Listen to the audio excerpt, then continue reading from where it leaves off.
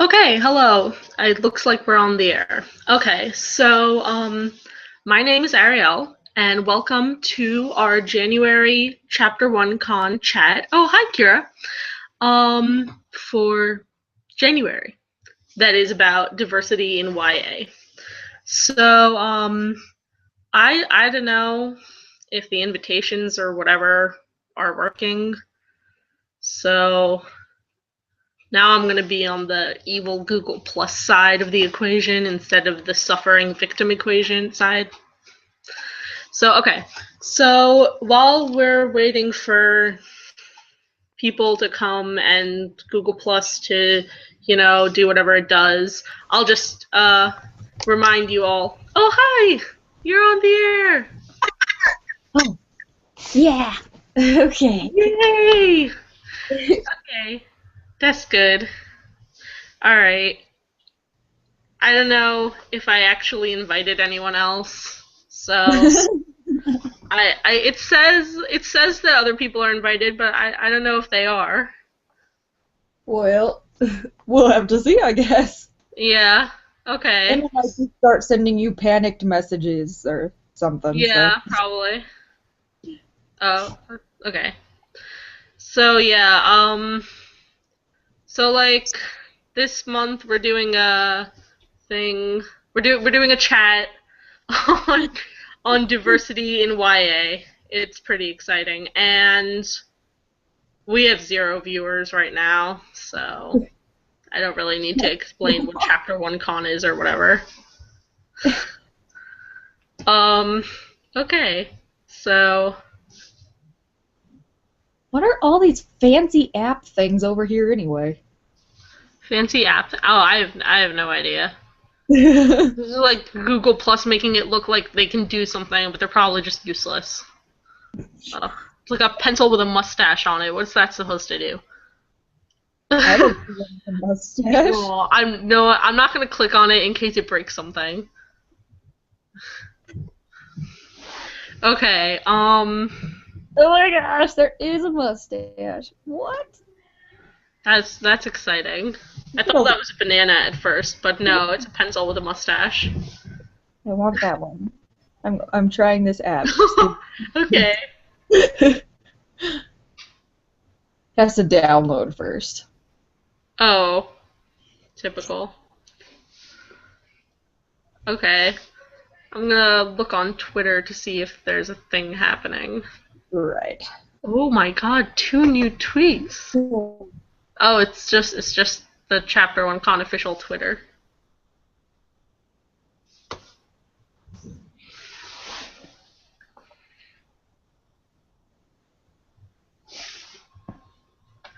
Okay. Hmm.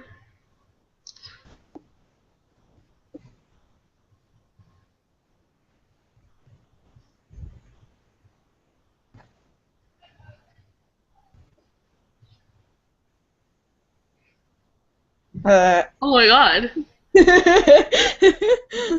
Very exciting. Are you going to stay like that for the rest of the chat? Yes. Well, I'm probably just gonna try a whole bunch of different ones. Oh my god. That's It'll be amazing. great. Wow, that's great. I'm so smart. Oh my god. Shoot. Ooh. That's probably to Jewel buyers. I probably didn't. I probably did not send an invite to Julia. Okay, let me try.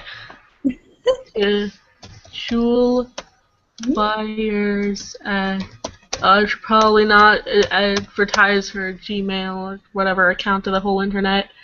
Okay, invite. Hearts. There were hearts. Oh my god.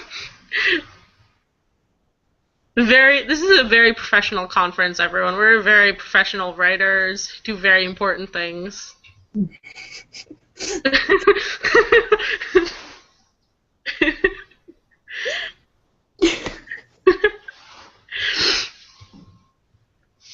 have to do something while we wait for someone to say something. Ooh, a Google hat.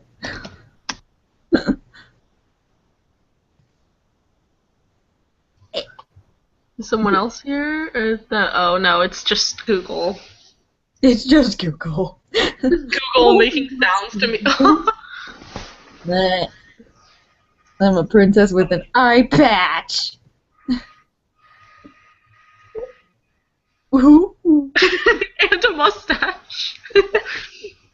Oh, I want a cake. Yay, cake! Ooh, there's sound You are having a lot of fun with this.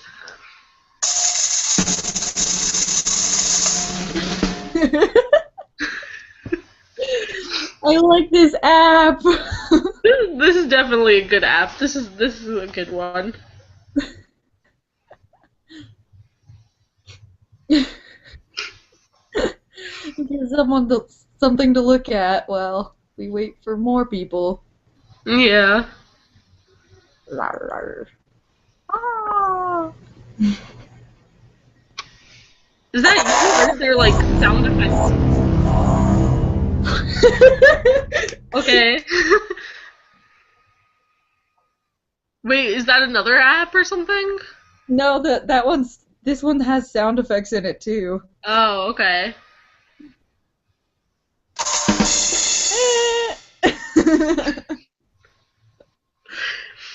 Oh, dear.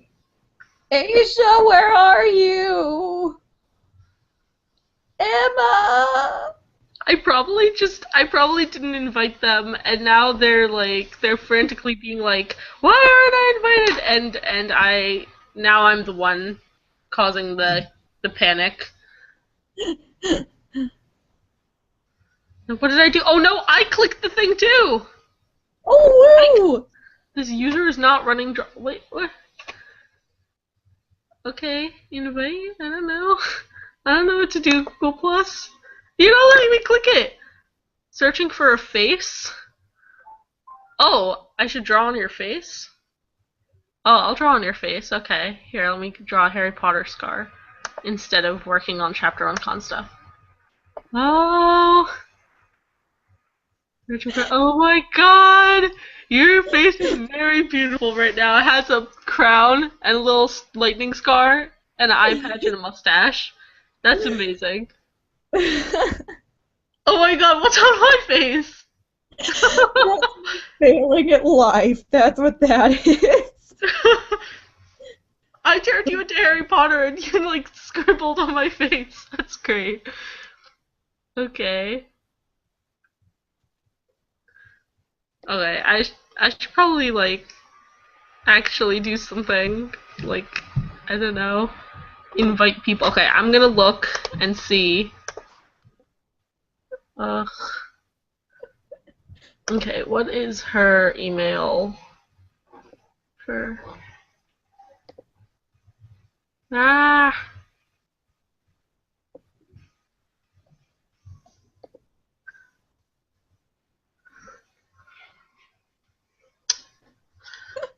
What emails am I supposed to put? I don't know.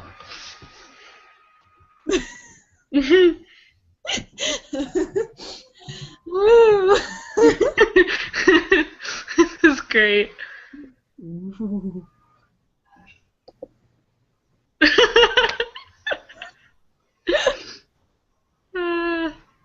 This is my new favorite thing. This is amazing.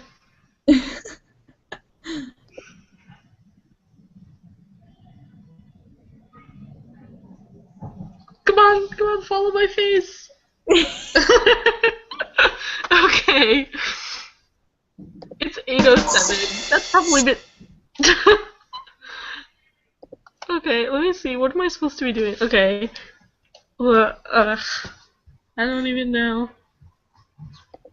Okay, I'm just gonna look into what emails I'm supposed to be inviting that I probably didn't invite. Oh wait, she doesn't have a Gmail. Nah.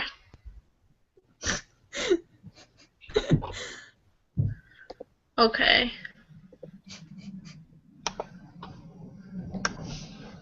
Emma. Well, there's a lot of Emmas on the internet. Okay, Emma Rose.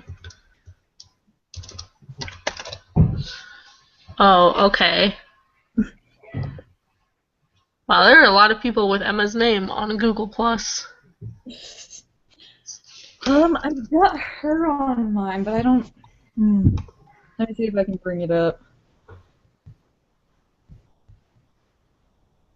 Whoa. What did you do to my face? Oh my god. Do you love it? It's, of course, it's amazing. It's the best thing that's ever happened to my face. But, like... Would you like some ice cream too? Of course.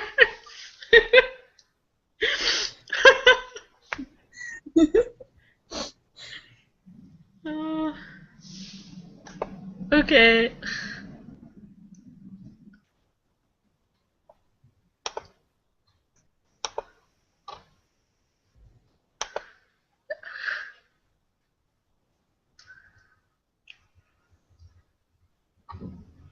Very recently, Aisha said that she was coming, so Oh, that's why I was like, where is she?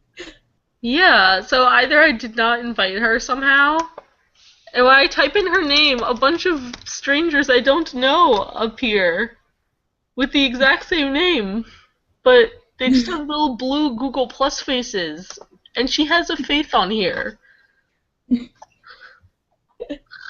Okay, I'm letting you be yourself again now. Oh, I don't have the ice cream and stuff? Oh, that's okay. It got a little busy up in there. Okay. I'll look like a regular human.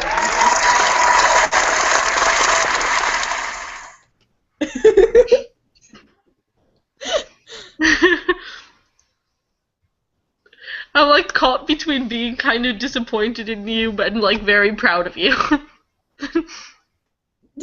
I'm a super mature college student.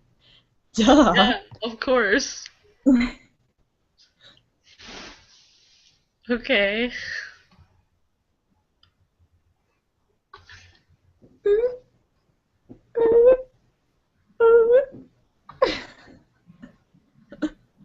Okay. I'm just gonna have the lightning scar forever, though. Yeah, of course. Unless I erase it, which I will not. That's good. That works. Oh goodness.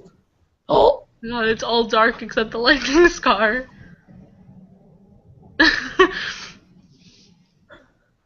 Well, what's happening? You're turning into a ghost.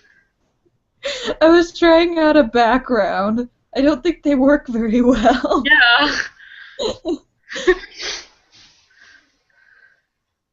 Okay, I'm gonna go stalk Aisha on Google Plus and see if I can find information that would. Ugh. Google Plus is so useless. She says as we use its services.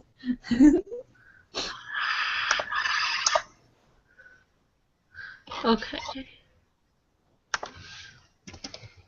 Whoa. Where's Emma? Where's Emma? Emma! I know you're here in my Google list somewhere. How do I? Was that the sound of a person arriving? No. No, that was a sign of me retweeting Chapter Ch1Con. Oh, okay. Make sure everybody knows that we're sitting here doing nothing. We're not doing nothing. We're doing very important business. Clearly. Okay, so to the nobody who's watching, our theme tonight is diversity in YA, writing diverse characters. Chapter Ch1Con is a conference of young writers who do important things with Very their mature lives. things.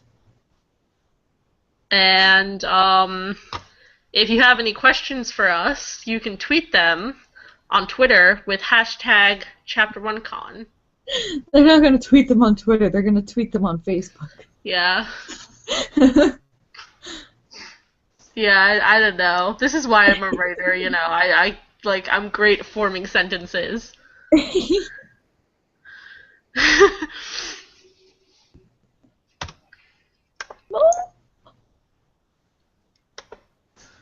Okay. Oh, view one new tweet. No, she did not receive a Google Plus invite. Oh god. Okay, how do I fix this? Let me reply. I can't ask her to tell me her email on Twitter. You can Uh, PM me.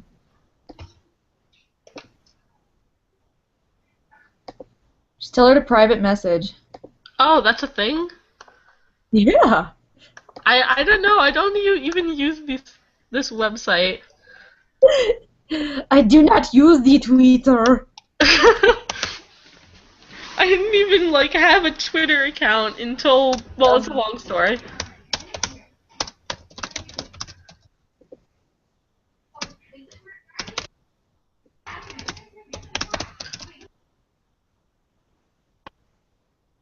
Hey, delete, Was that delete, delete.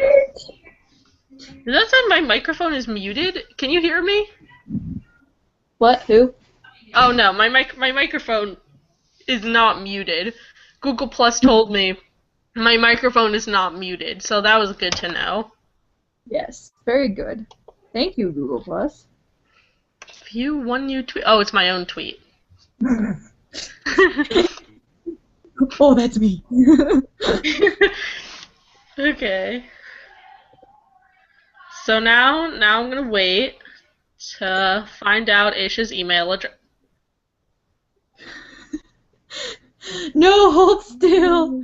I'm Oh, trying okay. to do something very important here. Okay.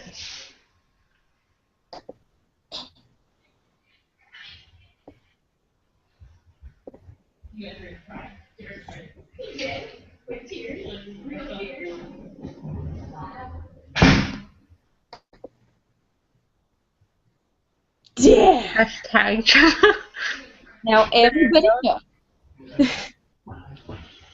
So, for our viewers that aren't here, if you look at the speech bubble above my head, you'll see the hashtag to tweet your Twitters with.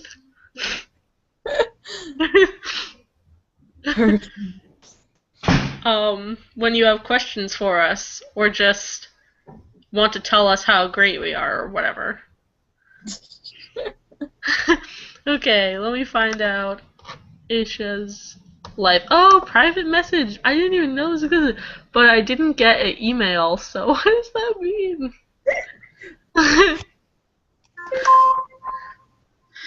No, what? What is that? No, I Well, can't use Mrs. this Zombie website. just retweeted you, I think, or retweeted somebody. No, Okay, retweet. oh, it's the same email. Okay, great. I will do it. No, come back, Scar. Stop floating above my head.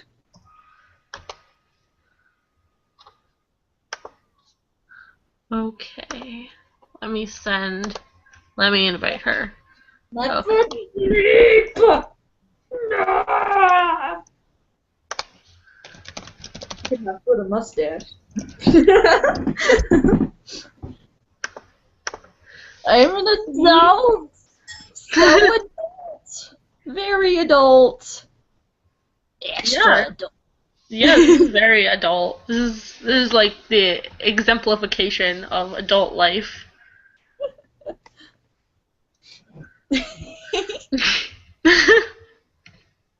No! I can't be Harry Potter with my scarf floating everywhere. Okay, I should close this thing. This is a garbage can. I don't want to click it because that make things disappear. Yeah, see, that's what I was wondering. It's like, how do you make it go away without making it go away? I think this is an eraser. So I could. Nope, nope. I just added a weird thing to your scar. That's not an eraser. Okay. I could. Oh, I did made it go away. Let me draw it again so it doesn't go away forever.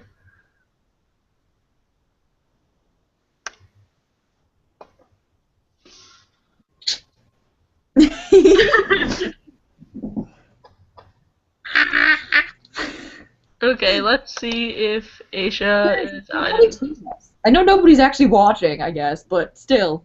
You can tweet us even though you're not hearing any of this. Yeah, send us tweets on Twitter. Or retrospective tweeting. Just tweet us later. Yeah, watch this video, tweet us. We'll make a new video and answer your tweets. So, any word from Emma or Aisha or Julia or anybody? Julia at 8:01 asked me if I sent her an invite. Then I did, and then she disappeared. Huh. Emma hasn't said anything. And Aisha told me what her email was, and I invited her. So that's it. Maybe we should just introduce both of ourselves, unless you already introduced yourself or something. I just said my name, but yeah, okay. What's the rest of my introductory details? Okay, yeah, I'm Ariel Kaladi.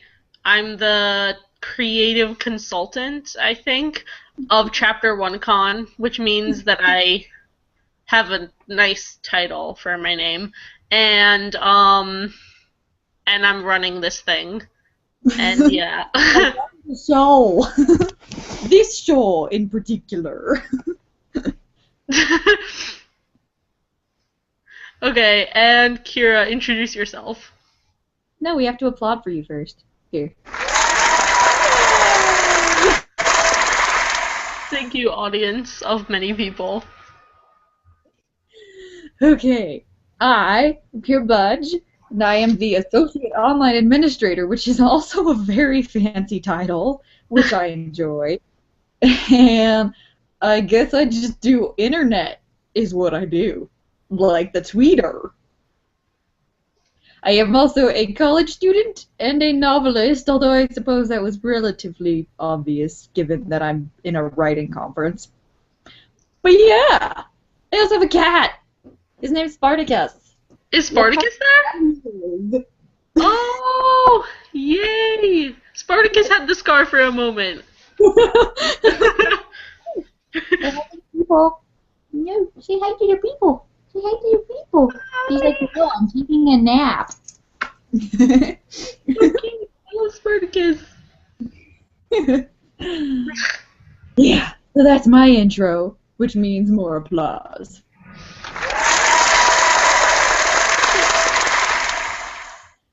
Okay, let's see. Ah! I invited Aisha, she's just not here!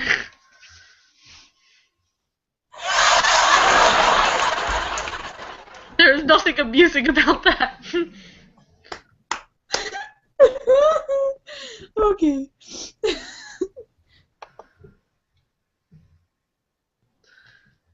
Alright, I have to click out of this thing. Oh, okay, there we go. Okay, so still just two of us here. Okay, it's 8:22. I'm gonna wait till 8:30 and then start asking questions. Yeah, pretty much. Okay, 8:30. That sounds good. Yeah, 8:30. I'll start asking questions. Ugh. And yes, hashtag Ch1Con likes floating up there. All nice and epic over her head. 'Cause I put it there. Yes, it's very useful. Hashtags. Internet. Technology. Okay.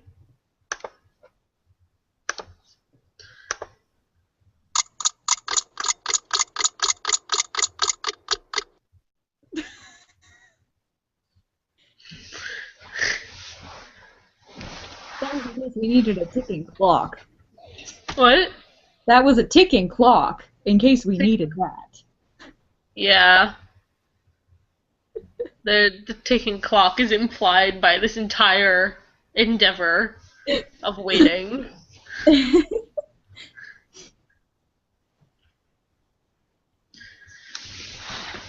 I'm the boy who lived, and I shall have cake. You're a wizard, Harry.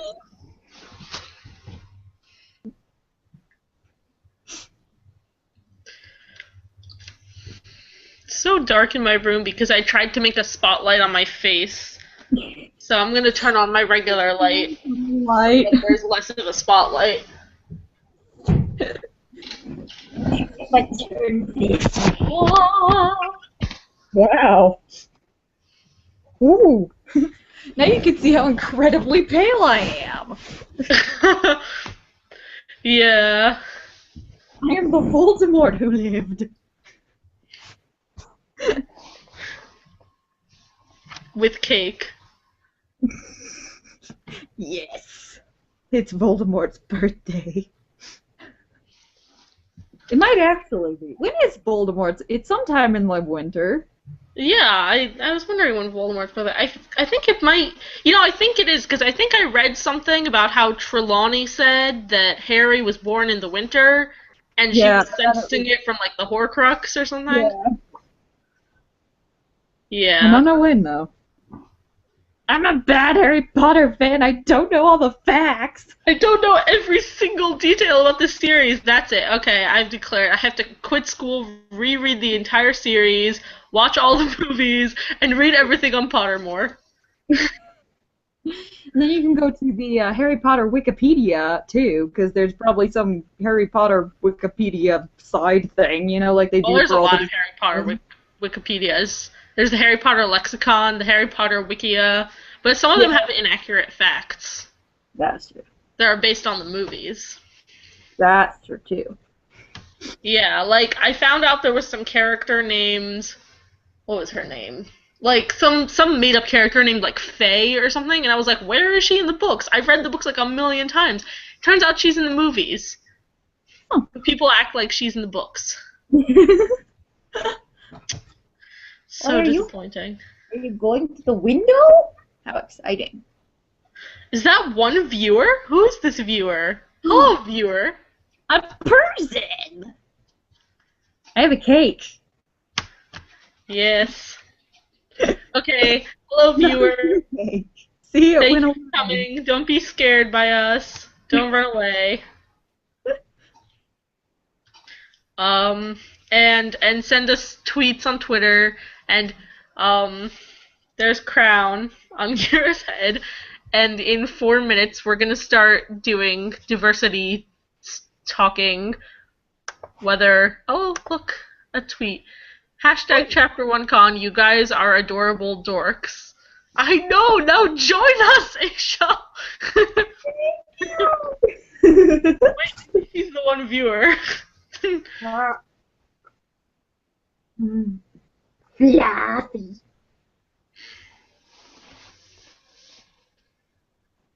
Makes you kind of look evil. You like have the little crown and the cat staring off into the distance regally. She's so cute and tiny. He's purring, but he doesn't know what's happening. Spartacus looks evil but cute at the same time. It's great. Like all cats, I guess. Oh, you're fighting me. Oh. Okay, you can go. Nah, nah, nah, nah. We're having a cat fight over here. Yeah. Oh my god, food! No! You're my prisoner. Oh.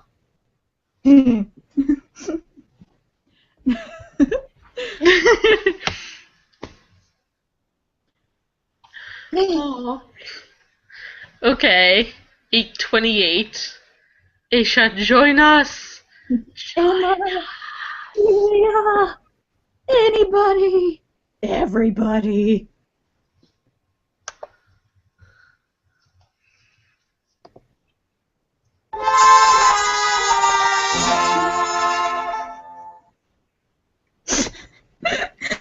At least we have Google Plus apps to entertain us.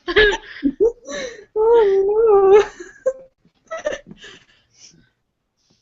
no. Why haven't we used them before? They're so great. I almost forgot there was a speed bubble. Asia, she's here. Asia! Asia's here. This is very exciting.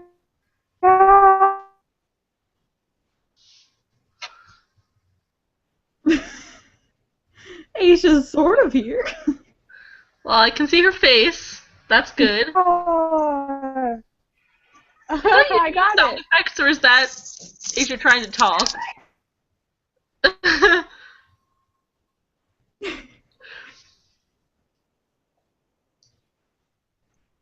No, she's gone. What happened? Sad! Sad trombone! Oh my god!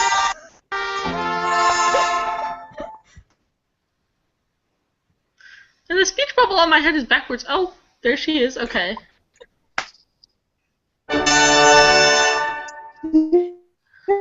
Yeah. Okay. Let's like, wait until I was there for a there minute. she is. There. Okay.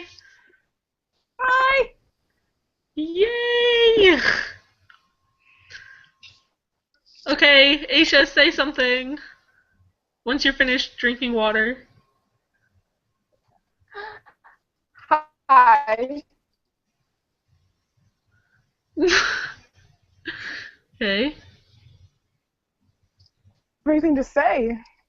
You have to Oh, introduce yourself, Asia. well, introduce yourself, because we already did the introductions.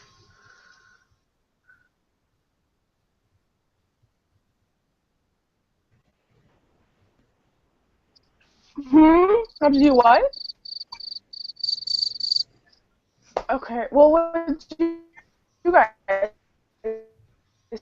say?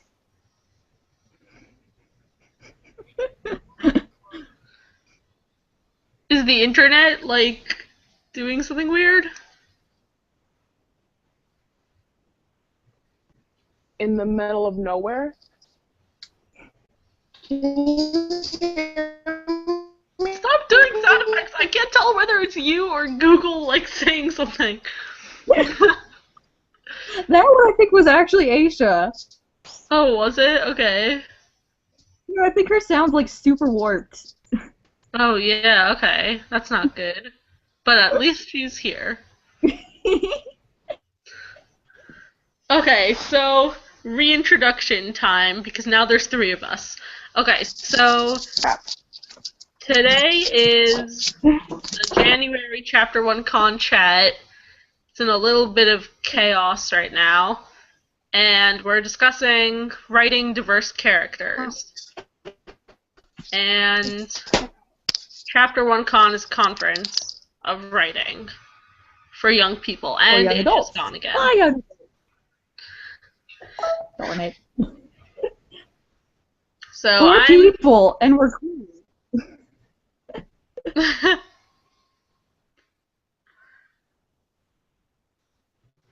Anyway, we should probably just go to the question or whatever. Okay, we'll go to questions, and Aisha will join us in some way at some point.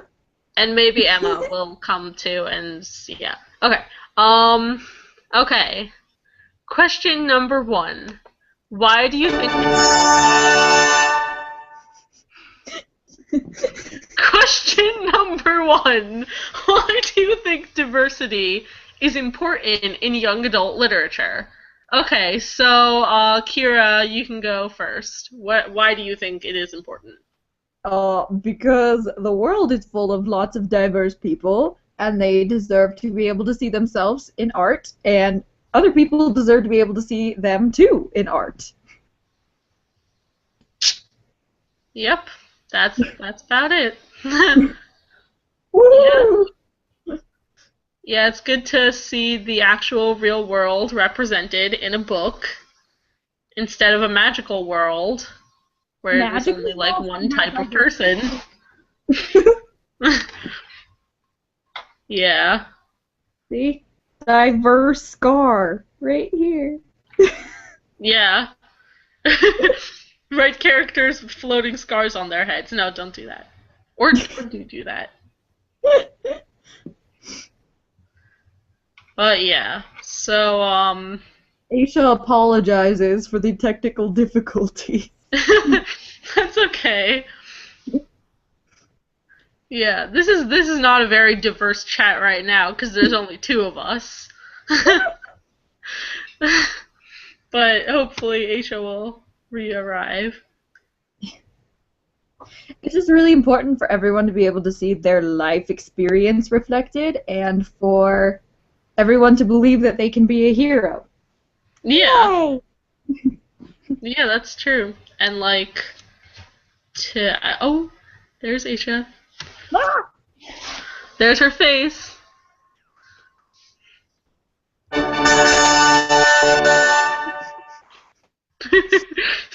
I'm the Associate Online Administrator of Sound Effects.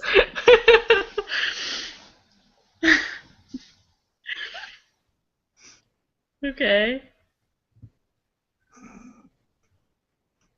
So, yeah. Still unblinking Asia face.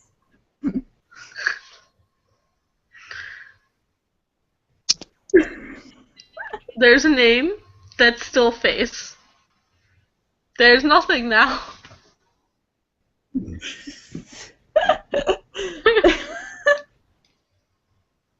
Okay, well, this is better than the last chat, admittedly. Because it was just you then. Yeah, the one with just me. Sound effects! And there were no sound effects or floating anything.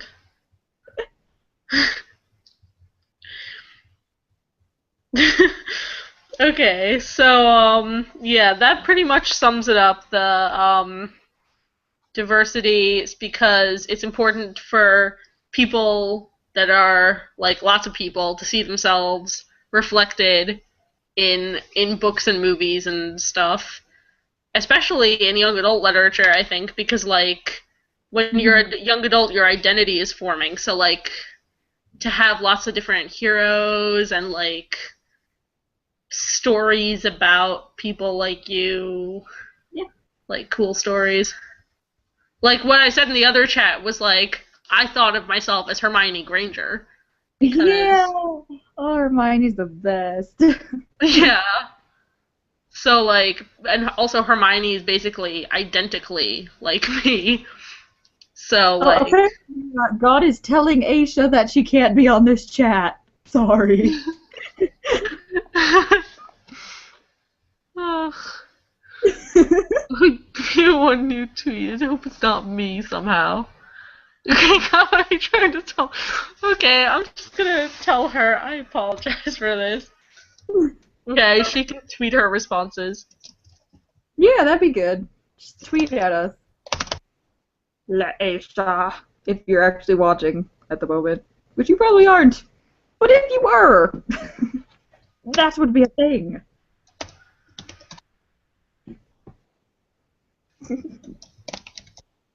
Cat.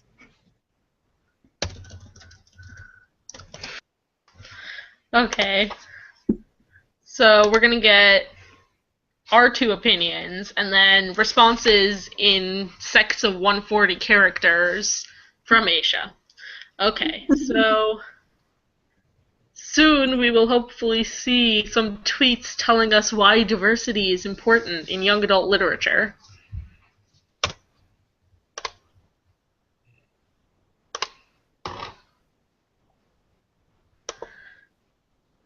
Okay, so in the meantime, we can discuss, like...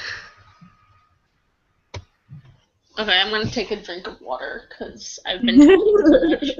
I never talk this much.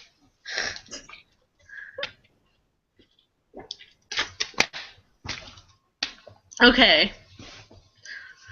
So, in the meantime, a made-up question that I'm gonna make up now. What, Okay, give one example of a good book with a diversity in it. Ooh, I actually have a blog post coming up in a month or two, somewhere in my queue about this, but uh, hmm. There's a whole bunch of them on there. How do I pick one? Give me a second. Do you have any while I'm thinking? I can't think of any in particular. Most of the books I read are like very ambiguous about everything in the character's identity. It's a person. Yeah, like, or it's a magical creature, in which case it's not really representing anything about humans. But let me think. Uh,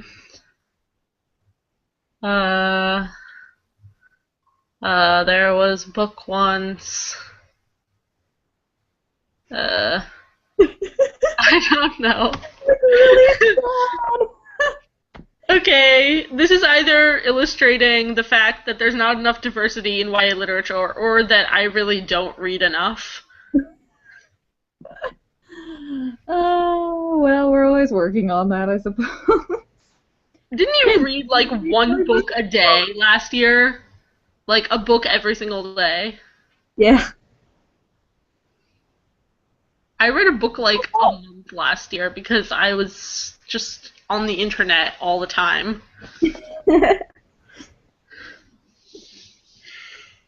Okay, let me think. What I books have did I one. read? Oh, you If know you what's a like. good series that has some diversity in it?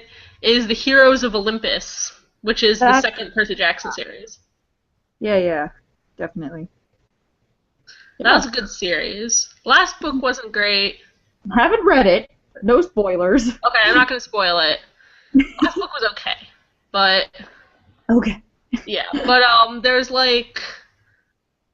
wait, have you read House of Hades? Well, Yeah. I don't know. I don't want to spoil anything, but there's a lot of different um different uh races in the characters and ethnicities, and like they're actually explored in the book instead of just Yeah. being like thrown in Whoa! different stuff. Look, they're diverse. Yeah. Here, let me check the Twitter Yeah, website. he did something.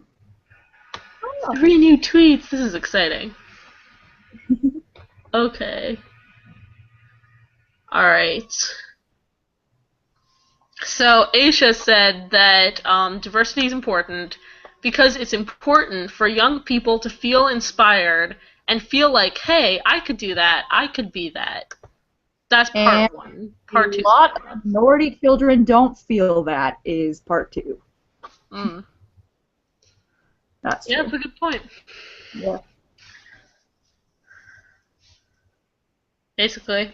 Okay. Yeah. What was that sound? Very exciting. For telling her what the question was. Okay. Okay. Alright, number 2. This is going to be exciting. Okay. Let me. What do you think? I came up with an example. The one that I want to do. Oh, okay, so say it. Okay, I was, this one's an example of disability diversity, which is one that's important to me because I suffer from mental illness and a physical disability, both, because I'm lucky.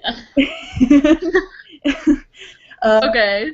So this one, it's called Earth Girl, and it's by Janet something. I just read the second book in the trilogy. It's a trilogy. But it's really cool. It's like, in the future, you know, everyone's expanded out to all these different planets, but some people are born unable to handle the atmosphere on any other planet but Earth. So those are the handicapped, and Okay. it's from the perspective of a handicapped girl who's trying to show the world that you can be handicapped and still be powerful and intelligent, and she's an awesome character, and it's really cool. Yeah. Okay, that sounds good. Let me see if I can find who the author is besides random Janet something. Okay. Hold up. Because I just read one, so it should be up top on my Goodreads somewhere. Let's see. I'll go put it on my never-ending to-read list. How many do you have on there right now?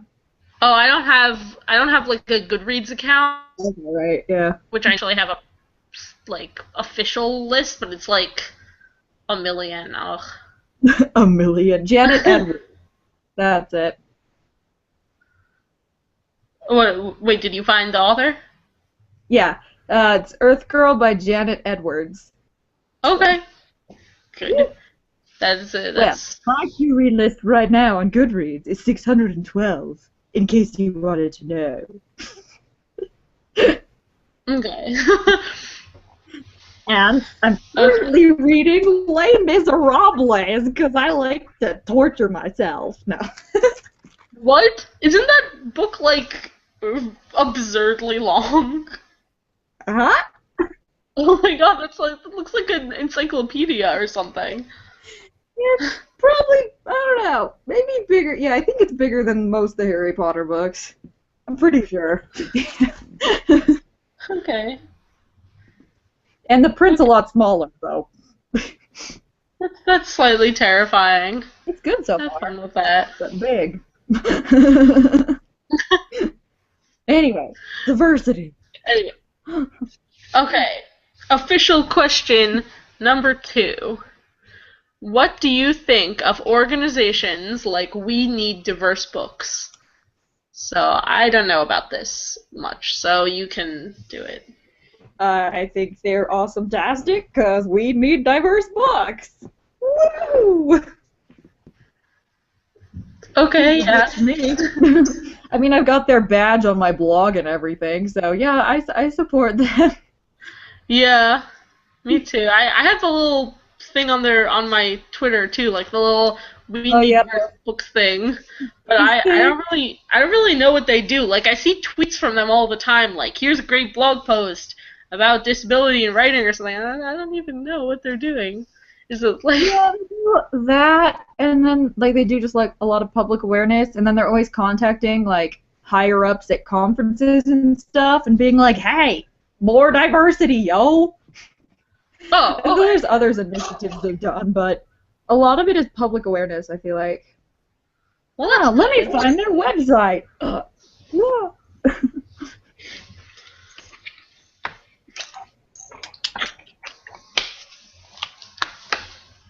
It's so nice that my internet here is actually fast enough that I can use the internet while on Google Chat. That's amazing. It's a miracle. That's very exciting. Yeah, so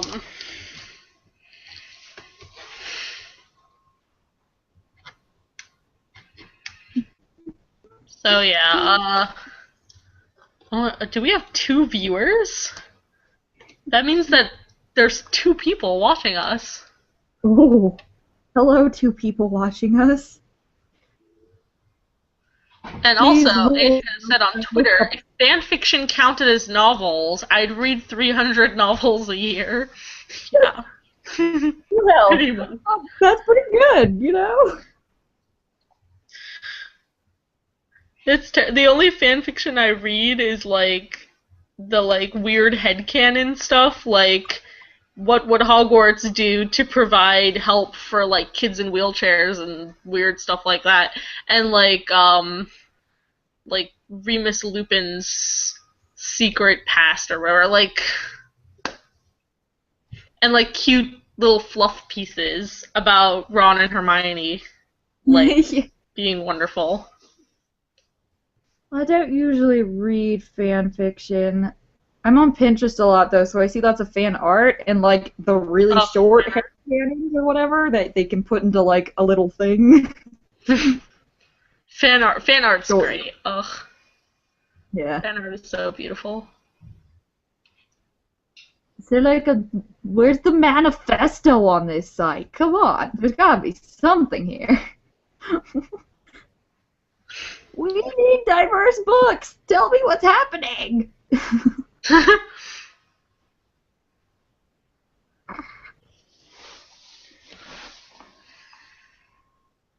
Maybe if I go to their Tumblr. I feel like they use their Tumblr more than their official site. Nope, everything Yeah. I'm clicking on is telling me how to contact them. Wow, we need diverse books. Not very Kindle friendly. Oh, No, and no. Aisha has also said, like Ariel, I haven't researched this at all. Hides head in shame. Yeah. Yeah, I don't know. I'm just like, oh, you know what? We need diverse books. Those 4 words I agree with. So I'll just support them. Whatever. I know that they had a lot to do with like what's a really big. There was some big gigantic conference, one of the It was million. BookCon. They went to BookCon and I know they did that because I saw their stuff all around BookCon. They were like, why is Yeah. everyone here white? Ah. So like that was cool, I guess. Yeah, that's the one thing I know they did. Girls, I want to go to conferences. I'm so sad. I only Why went to do I it because live in New it was in New York. Mexico? New Mexico's too far away. New Mexico. The mountain So of distant from everywhere. there's got to be Oh, what happened to my somewhere that face? mission statement. No, that's not. Oh, you can do this, little Kindle. Okay. We Need Diverse Books is a grassroots organization created to address the lack of diverse, non-majority narratives in children's literature. We Need Diverse Books is committed to the ideal that embracing diversity will lead to acceptance, empathy, and ultimately equality.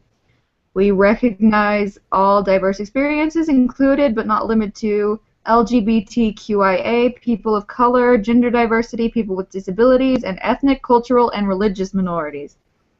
Our mission is to promote or amplify diversification efforts and increase visibility for diverse books and authors, with the goal of empowering a wide range of readers in the process.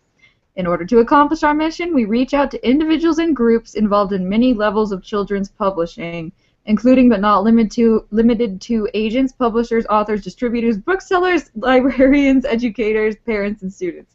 So yeah, lots of spreading awareness kind of stuff. That's good. Yeah. Okay. So that question's been answered. Okay, so yeah, so they seem like a good organization in that case. Okay, so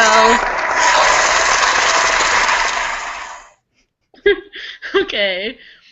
It will put you in charge of sound effects in the future, like specifically in charge of sound effects. Okay, question number 3. With diversity being such an apparent issue in the publishing industry right now, have you been including more diverse characters in your own writing? Yes, indeed. Indeed-yo. I have been working hard to do better on that because I come from a town where everybody's white and rich, basically. So it was not something I thought about at first because I was just like, yeah, okay, white people. And then I was like, wait, oh, there's more than that. That's right. So I've been adding more, different races. I've written a few books for disabled or mentally ill because that's something that I feel myself. Like I know personally is something that needs more visibility. My most recent book, the one that I'm writing right now, has a Hispanic main character. Yeah, I remember that. So I am working on it, thanks to We Need Diverse Books, and yay! Yeah. It's very good. Let me think. I have not written 18 books in my life to like to look back upon, but I remember like my first couple books where basically the characters were directly based on me, like all the characters in the book were different versions of me. So that's not very diverse, but that was just because I was a terrible writer. And then I remember I just like I would include diversity kind of like in what you might call, because everything in my life is related to Harry Potter, the Harry Potter sort of diversity, where the main characters are like white and straight and all those things, and then like the side characters like have some diversity in them. So that's Yeah. what I did. I started with side characters, certainly, because, like, at first it's hard to get into that mindset if you don't know what it's like because you're so scared of getting it wrong. Yeah. But I've gotten more comfortable with it.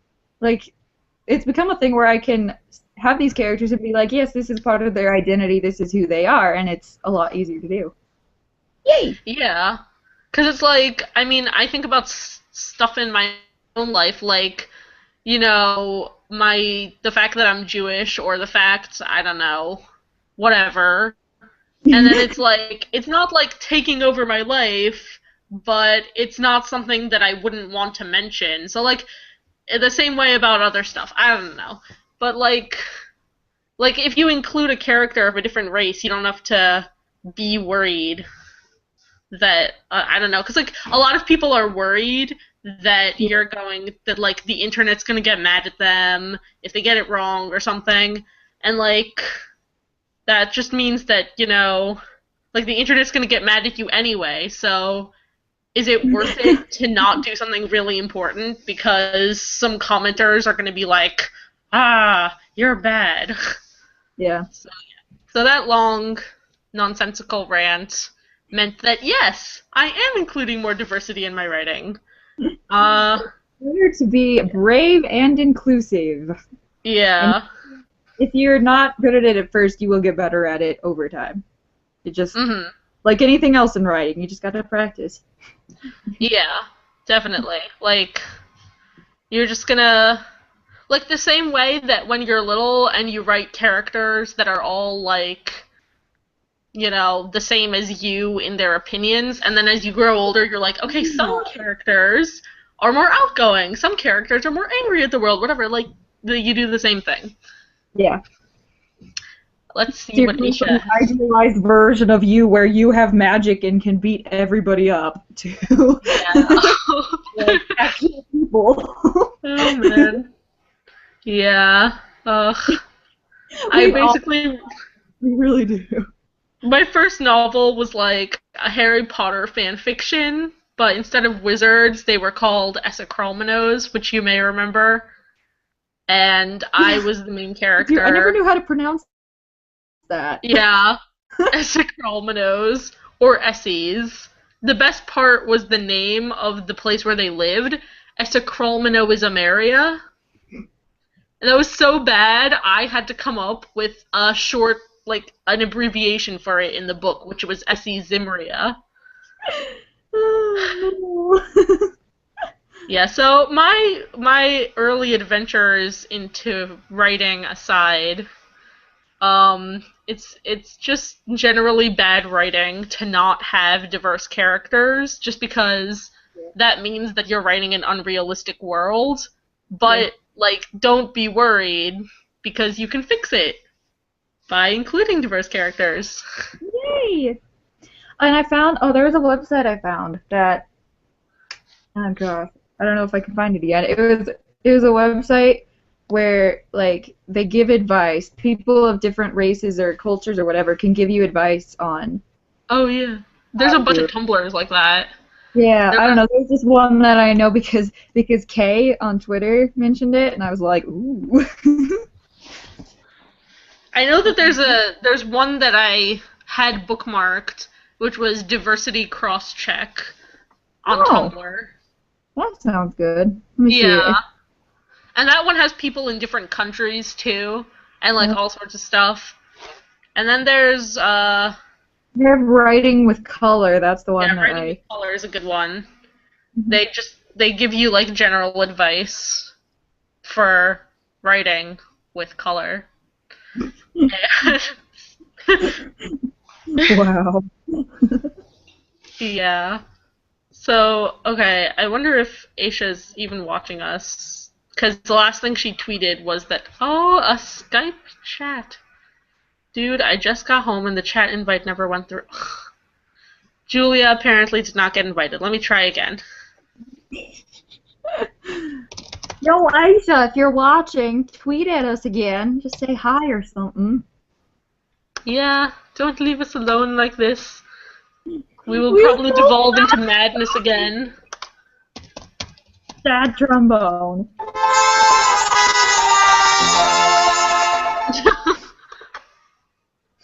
Aisha, if you don't tweet at us, she's gonna do more sound effects.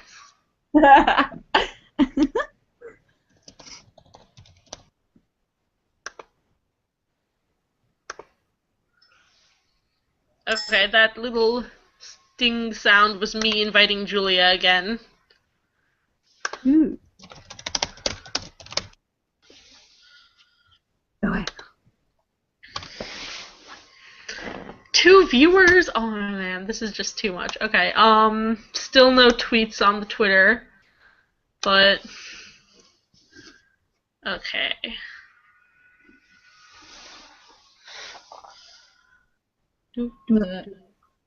Okay, while we're waiting for okay. Ooh, let's see. It went through. Hang on. Okay, so Julia's gonna be joining us soon. So we're just gonna wait around, maybe do sound effects. Who knows? And 0 viewers. What do we do? No. 1 viewer. Haha. I knew You it! have returned. The sound effects! The sound effects brought them back.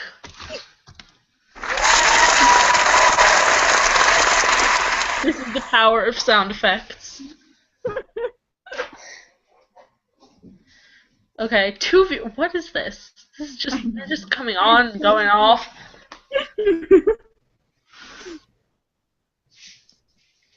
Okay, so while we wait for Julia / Aisha / whoever who's gonna join us, we will discuss,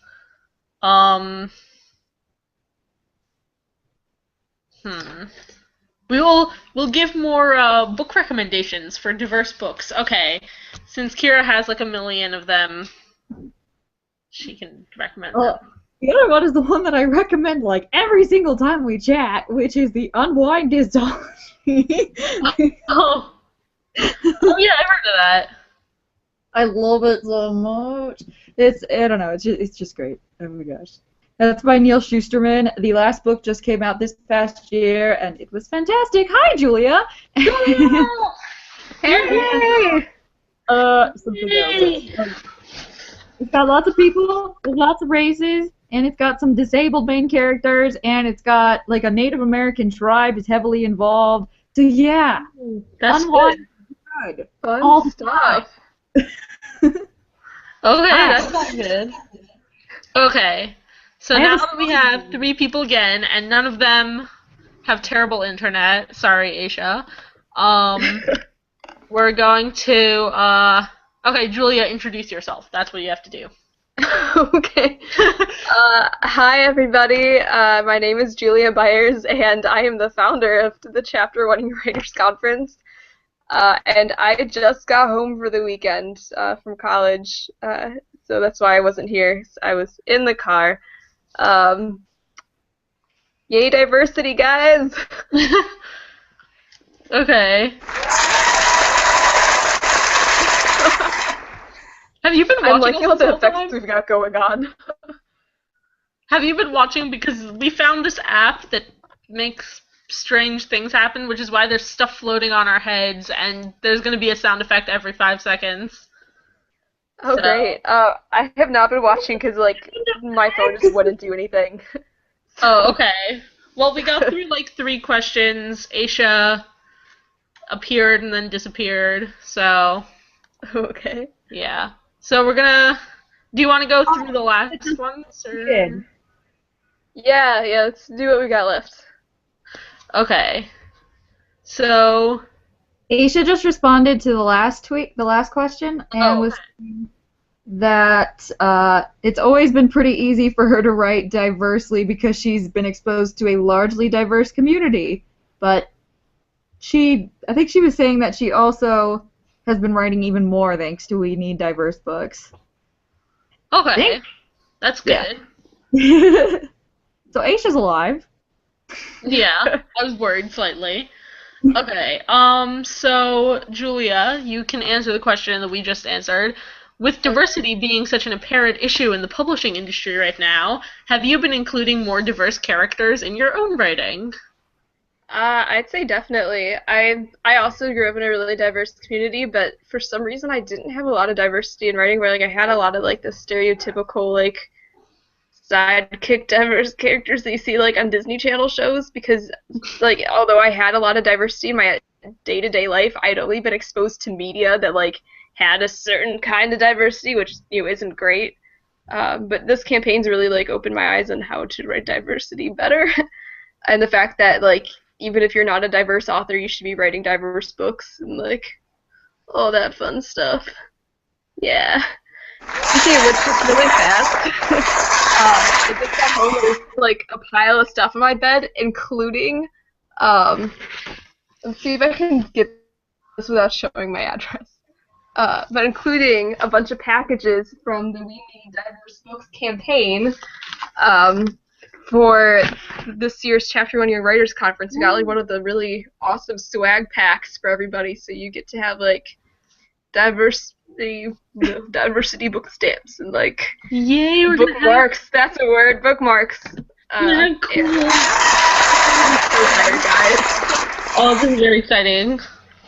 Yeah, that was the sound effect that Kira uses a lot. I'm appreciating it. It makes me feel like I'm on like Caesar Flickerman's show. Like, you know. Okay. So what was I? Oh yeah, I actually had a serious comment to make about diversity. So I was reminded of this. So like I sometimes watch like official videos of serious things instead of, the Vlogbrothers or whatever. So I saw this thing of Chimamanda Adichie, who's this like author from Nigeria who's also like a feminist person, and she told the story about how when she was little, even though she lived in Nigeria, all her stories that she wrote were about white blonde girls with blue eyes who ate apples and like walked in the snow or whatever.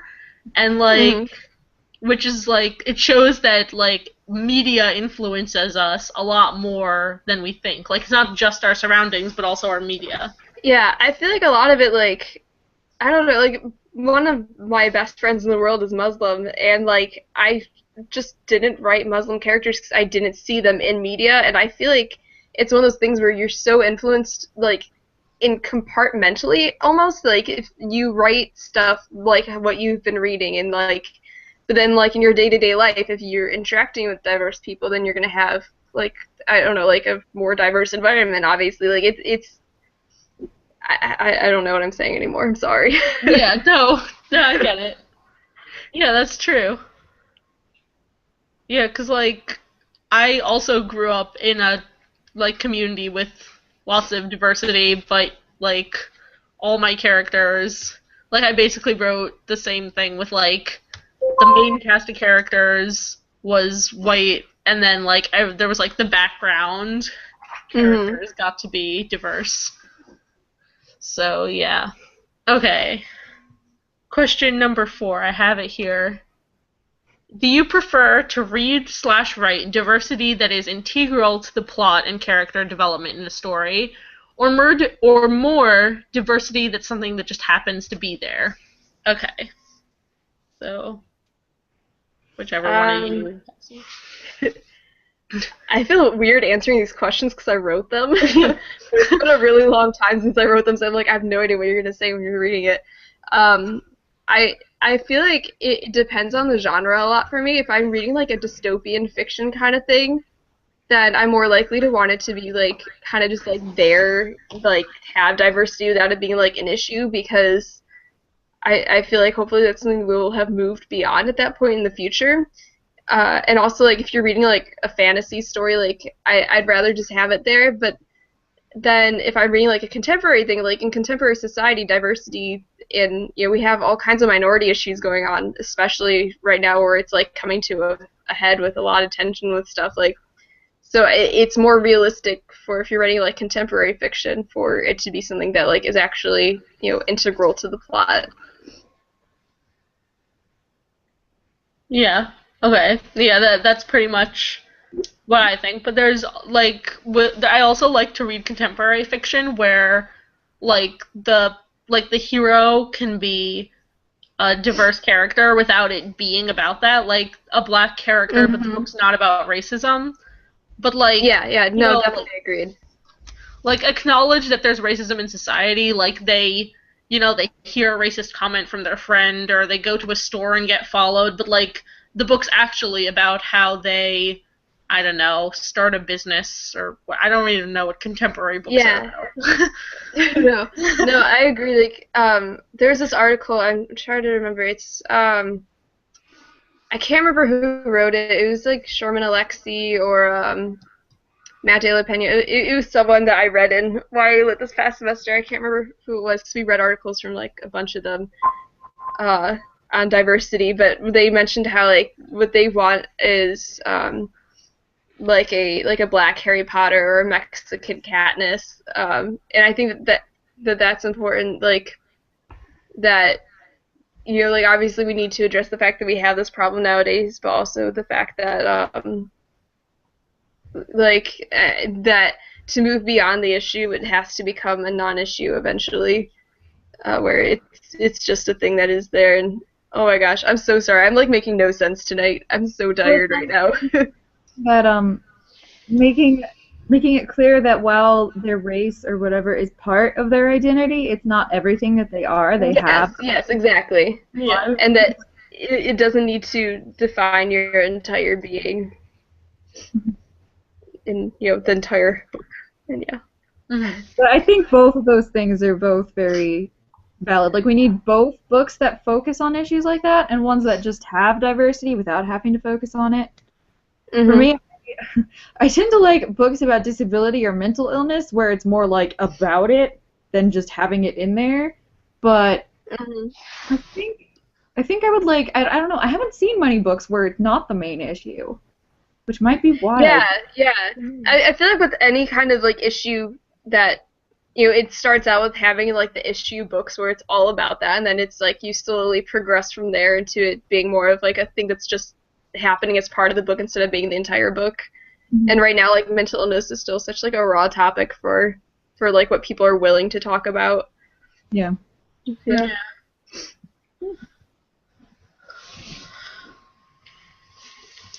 Okay, so let's check Twitter and see if Aisha said anything. 5 new tweets. This is exciting.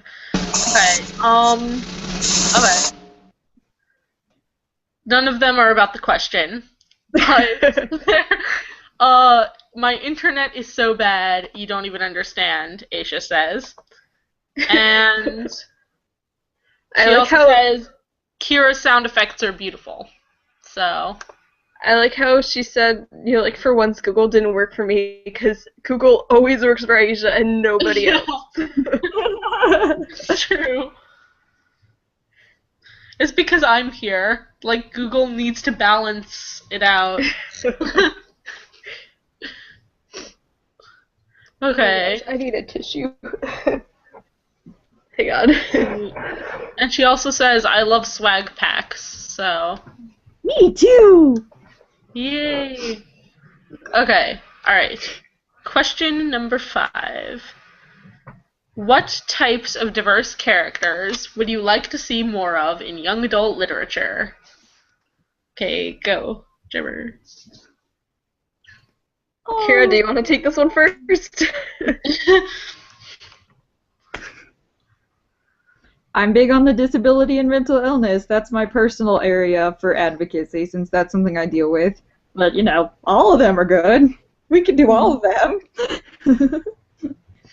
Yeah, I mean, obviously, like, we need more diversity of all kinds. I don't know. I think mental illness is definitely something for me, too, that I'd like to see more of. I I don't know, like biracial characters that are dealing with like multiple different cultures and like what having multiple identities means. Like I think that's a really interesting one, and it's one that like more and more is going to have like a real life influence within society because we're getting more and more like biracial marriages and stuff going on nowadays. Mm-hmm. Yeah. Yeah. Girl And at also, the End of the World. That's a good book for a biracial character. The Girl at the End of the World, Austin Aslan. Okay. It's she's half Native Hawaiian, half white. Ooh. And it's kind of it's a sci-fi book. It's like apocalyptic. I don't know. It's really cool. I liked it. Okay. what? Yeah, I haven't read as many books as you, so like, yeah. No. I don't think I've read any. So I don't know if I have a great opinion in this because I read like pretty much only the popular YA books and then occasionally books people recommend to me. And I read a lot of fantasy books where people aren't even human, so, you know. But I think that, yeah, mental illness and disability in general, and also, like, religious diversity, because religion is important in a lot of people's lives, but then it just isn't mentioned in books. Yeah, definitely. And then, also diversity in sexuality, because there's a lot of books about, like, gay kids, but there's not a lot about, like, you know, every other sexuality. Yeah. So, yeah, definitely. No, I totally agree. It's another one where it's like we're so just like starting to come into that topic right now of being like it being okay almost to like write about gay characters and like people with different sexual orientations and stuff that like it's something that we just really need to explore more in our books. Yeah. Yeah, there's a lot of like somebody probably on Tumblr said like there's a lot of books about coming out, but then there's not a lot of books about life after coming out. Yeah, so, yeah. That's another one where I wanted to thank you like Julia, I have a for bringing up the religion thing. She's like, Julia, you're talking about me. I don't think I'm the one who said religion. I think that was already. Yeah, it was me. Like, I'll take the credit for it though. I think that's what she's referring to. It was at you. Oh, was it me saying that I have a Muslim best friend? Oh. I have many Muslim friends, but my best friend growing up is Muslim. Oh yeah, she's behind us a bit. That's okay. Oh yeah. Asia says, I feel like my tweets are taking forever to go through, which they are because they're kind of coming in late. Oh, but she thinks that we should both have integration and where it's the main idea for that question. Yeah, and for fantasy, it should just be there. I think you check Twitter every like. I wonder if anyone's been tweeting us like questions on the hashtag. Let's check. I see. I'm following the hashtag. It's the only one I see. He's just tweeting so much. Yeah.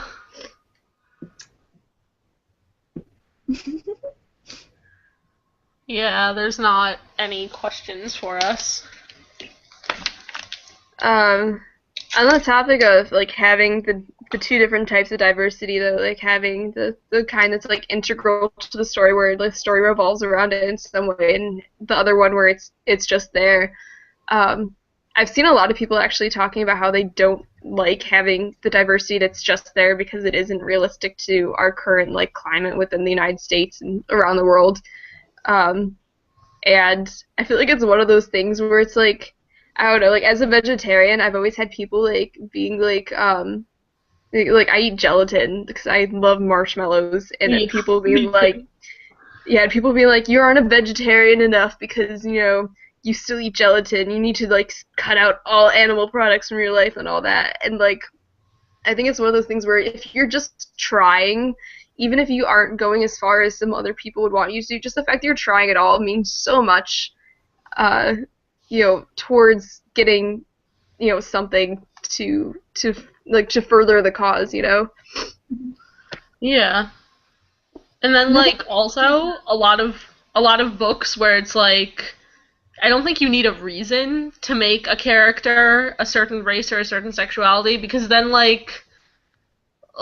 you don't need to say, oh, this character is black, why are they black, why aren't you talking about it or whatever, because you wouldn't do that with a white character or a character of any other privileged group. So I mean, there should be a balance. You shouldn't just be like, this character is of this race, and then never mention it again.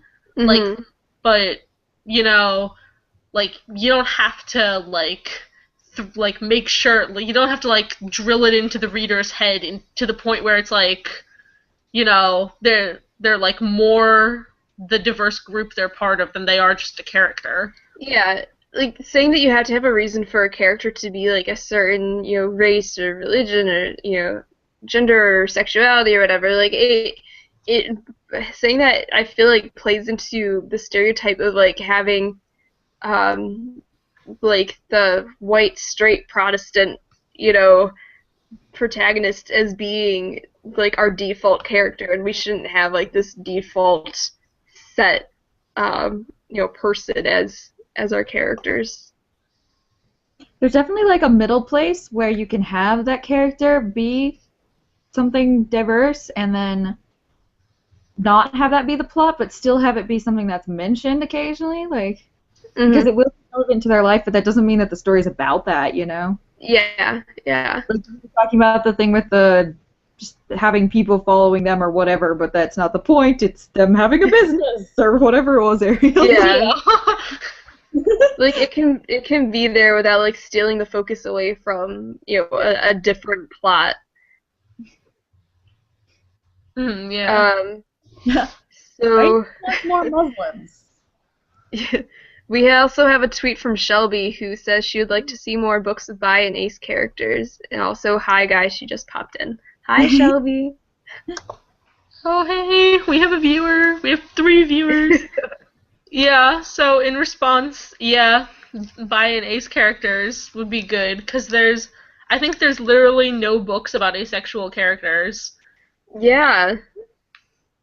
Which is weird. They're probably Kira's read one, because she's read every book in the entire world, but I feel like Kira's our testing point. If Kira has not read a book with this thing, then it just does not exist. There was one, but I just can't remember what it was. I know there was one. But one, that's all. Also, I would totally love to read more books, with bi and ace characters. That's just so interesting to me, because it's not my identity, that I want to learn about it. Yeah, publishers are always afraid to alienate the white straight community, and it's we're not going to be alienated. It's cool. Yeah. Okay. So that was the last question, and let me close the document that I opened to put all the questions in. So is that a cat? Is that Spartacus?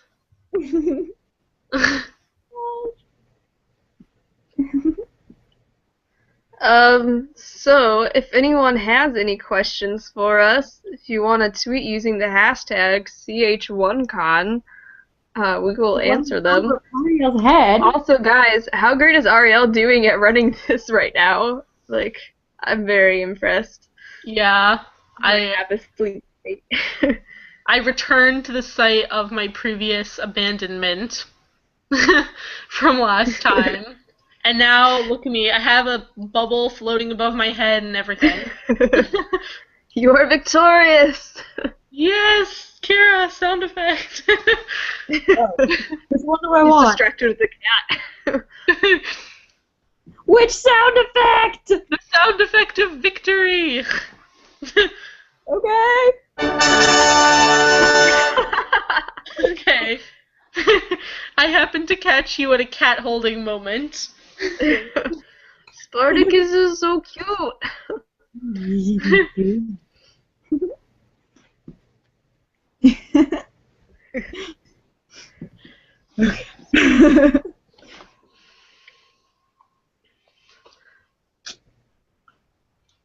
Okay, let's see. I'm not seeing anything on the hashtag right now. Because Aisha is still super behind. Poor Aisha. Oh, look, she said asexual diversity. That would be so amazing. That's actually pretty recent. Yeah. And she said, where are my Muslims? We need more Muslims. So, yeah, that too with the religious diversity. Yeah.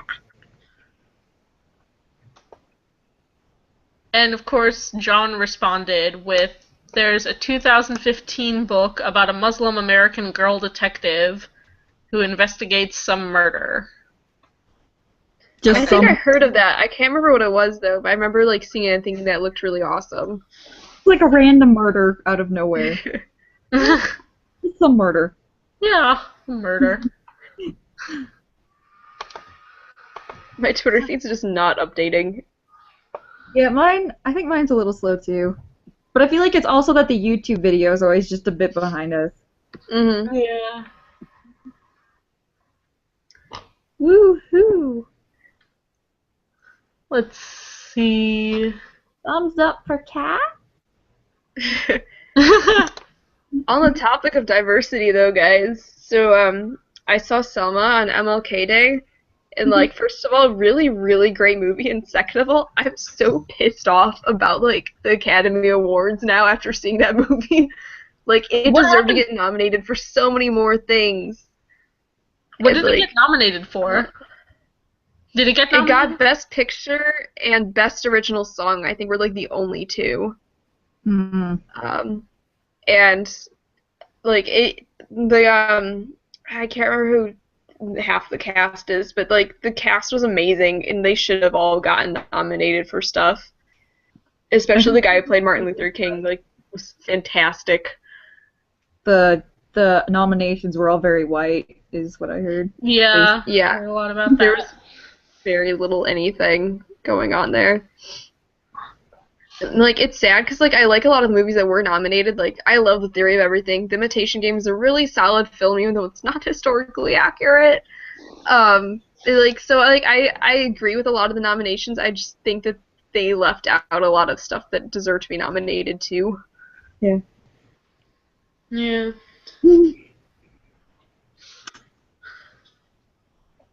I don't know anything about movies. I don't like that. Yeah. That bitch. I'll probably watch Selma in like 2 years. Like, I watch book movies and superhero movies, which are kind of book movies, so. yeah, I watch book movies pretty much. Book movies and movies that my dad makes me watch. John just tweeted us something. There's a tweet from John? Is he the viewer? Not sure if you guys already answered this, but what's one type of diversity that you feel is generally not done well? Probably just the stuff we said.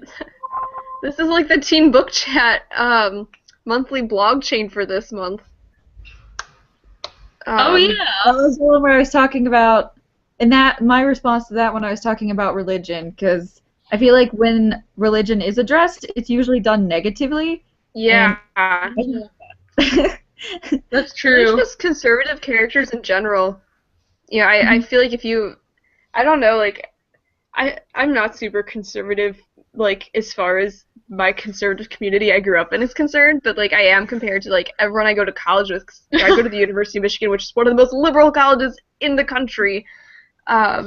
So, like, it's always really hard where, like, people, like, constantly, like, my friends will make comments that, you know, basically making fun of my perspectives on things, and, like, everything I read is very, has a liberal bent, because, you know, as writers, people are generally more on the liberal side, and, like, I feel like we do need more conservative characters where it's just showing that you can be a decent person. We aren't all terrible, you know. You know, not everyone is Westboro Baptist Church. Yeah. Yeah, but that's like because young adult literature tends to, like, lean towards a certain community, I think. Like, so, you're not gonna see a bunch of, like, stereotypical old people stuff, which religion and conservative things fall under, which, you know, is not true, but... There's one book with a Muslim character I've read. There's probably more than one, but that's the only one I actually remember. I don't know, maybe that is the only one I've read. But anyway, the one with the Muslim character for Aisha, it was one where she was questioning her religion, like, pretty hardcore, and she was, like, just not doing it anymore. And that made me really sad that the only book I've ever read with a Muslim, she didn't believe in her religion anymore. And obviously that's a viable topic, too, but, like, there's not enough of believing. Yeah, I feel like generally if you have religion in fiction, it's like either you're writing religious fiction, like Christian fiction or something like that, or you're writing like mainstream about someone questioning their religion or like disliking religion or something like that. I feel like we need more crossover between those two, you know? I did read one book called Bestest Ramadan Ever, which the title kind of shows that it wasn't the most serious book. It was about like this girl who, it was like, you know, like a typical go to high school book, but like she was Muslim too. So I feel like there's some religious books like that. Like there was this book once that I saw. It was probably the worst book I've ever seen in my life, which was like, I'm so not inviting you to my bat mitzvah or something.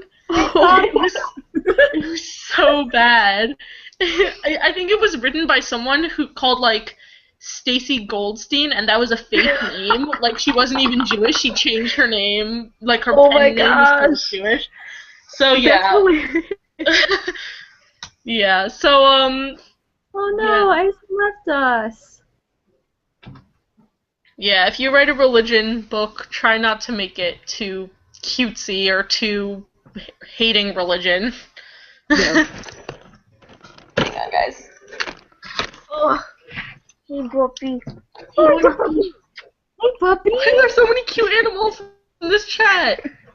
My dog's like, get me out of here.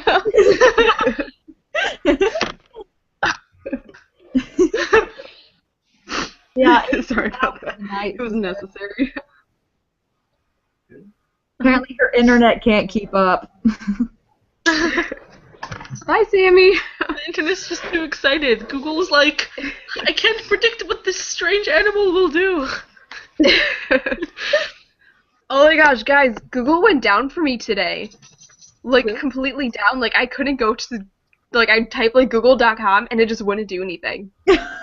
It's like, what is happening right now? It's impossible! Oh my gosh, my nose is running so much, and I have no tissues. Sorry if I'm, like, disgusting our viewers. Oh, it's fine. Oh, that was me all day today, because I have, now that it's winter, like, I'm going outside, and my nose gets runny and disgusting, and I'm like, I don't know what to do. Yeah, it's pretty gross. So, what did I see on Twitter? Oh, that's just like a giant block of Aisha tweeting us. Tweeting? I don't know anything about Twitter. Tweet your Twittery twits.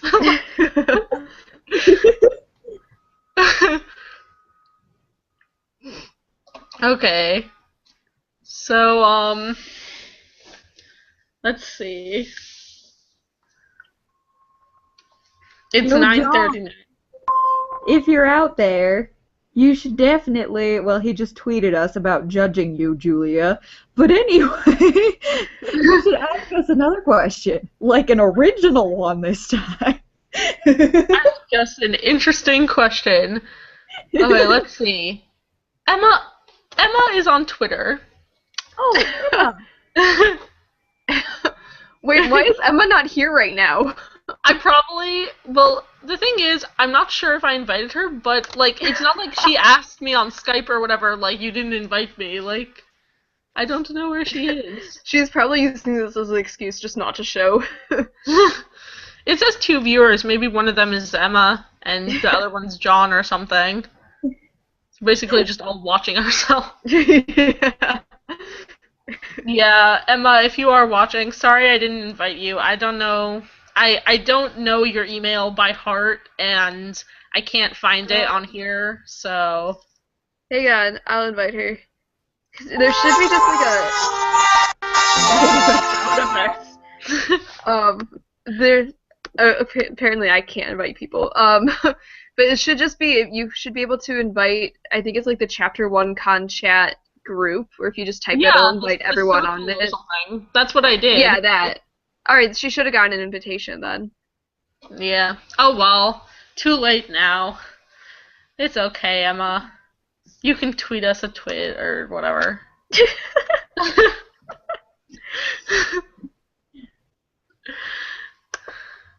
Okay.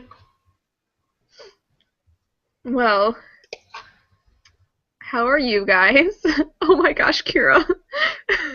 Oh my god, what did you do? That's terrifying. She was doing this for like the entire first half hour of the chat. Oh my gosh.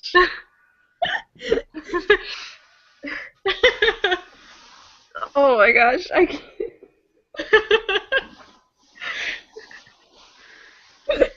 I'm keeping this one. What an interesting combination of things.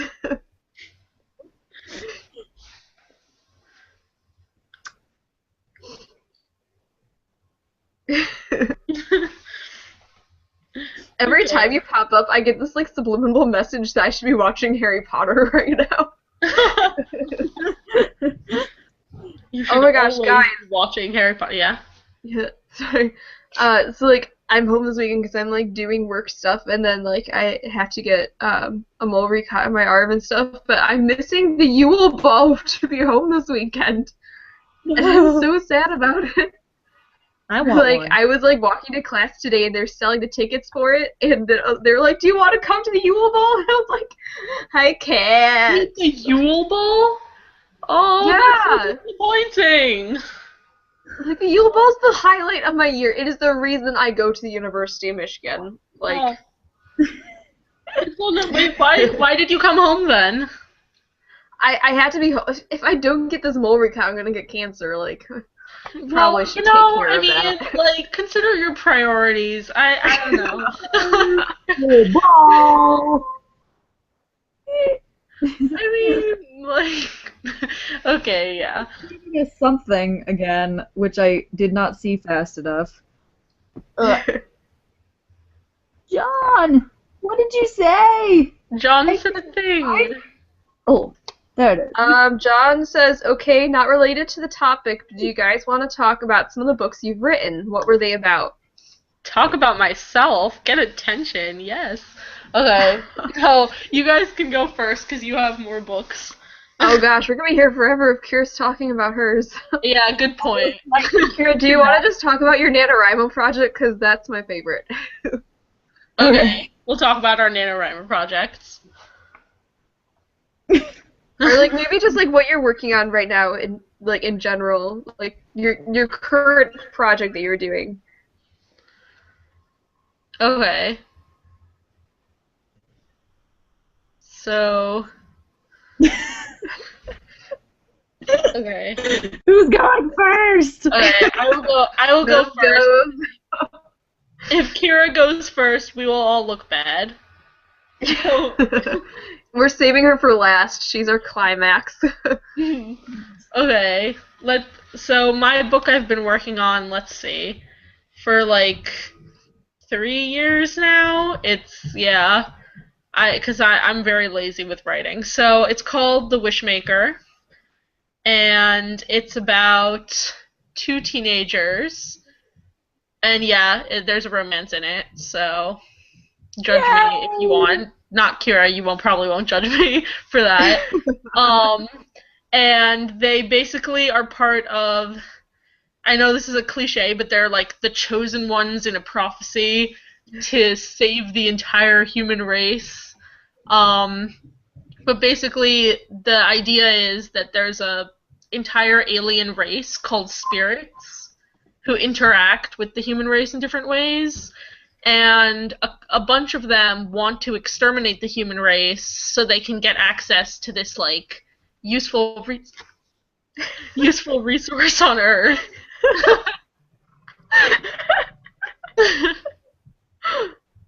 And yeah, so basically the book ends up being about these two teenagers who are fated to stand up to these aliens with the help of some other aliens that can grant wishes and stuff. And they use the power of their art-making abilities to do it, and makes more sense if you read it, because I'm going to need to work on that, because a literary agent who watched this would probably not be interested in buying that, or representing that. Any random literary agents watching this, I have read parts of this book, and it is amazing. Like, I love this book, so it's great. You should offer to represent it. Yeah, thanks. And that would be good if there were random literary agents watching. Yeah. We just have random ninja agents, just hiding out, Yeah, of course. Waiting for the moment when we start pitching our books to random YouTube viewers, Yeah, they've been watching us for the last hour and 40 minutes. I'm just waiting. Just in case it happened. Okay. If we're saving Kira for last, then I guess my turn to go. So right now, my main thing is that I'm revising a manuscript, and it's one I've also been working on for a billion years. I've talked about it in Chapter 1Con Chats before. It's called Cadence, and it I just got critiques back from around critique partners that I'm implementing right now. Then it's going off to more critique partners, and then finally off to people who actually are supposed to be reading it.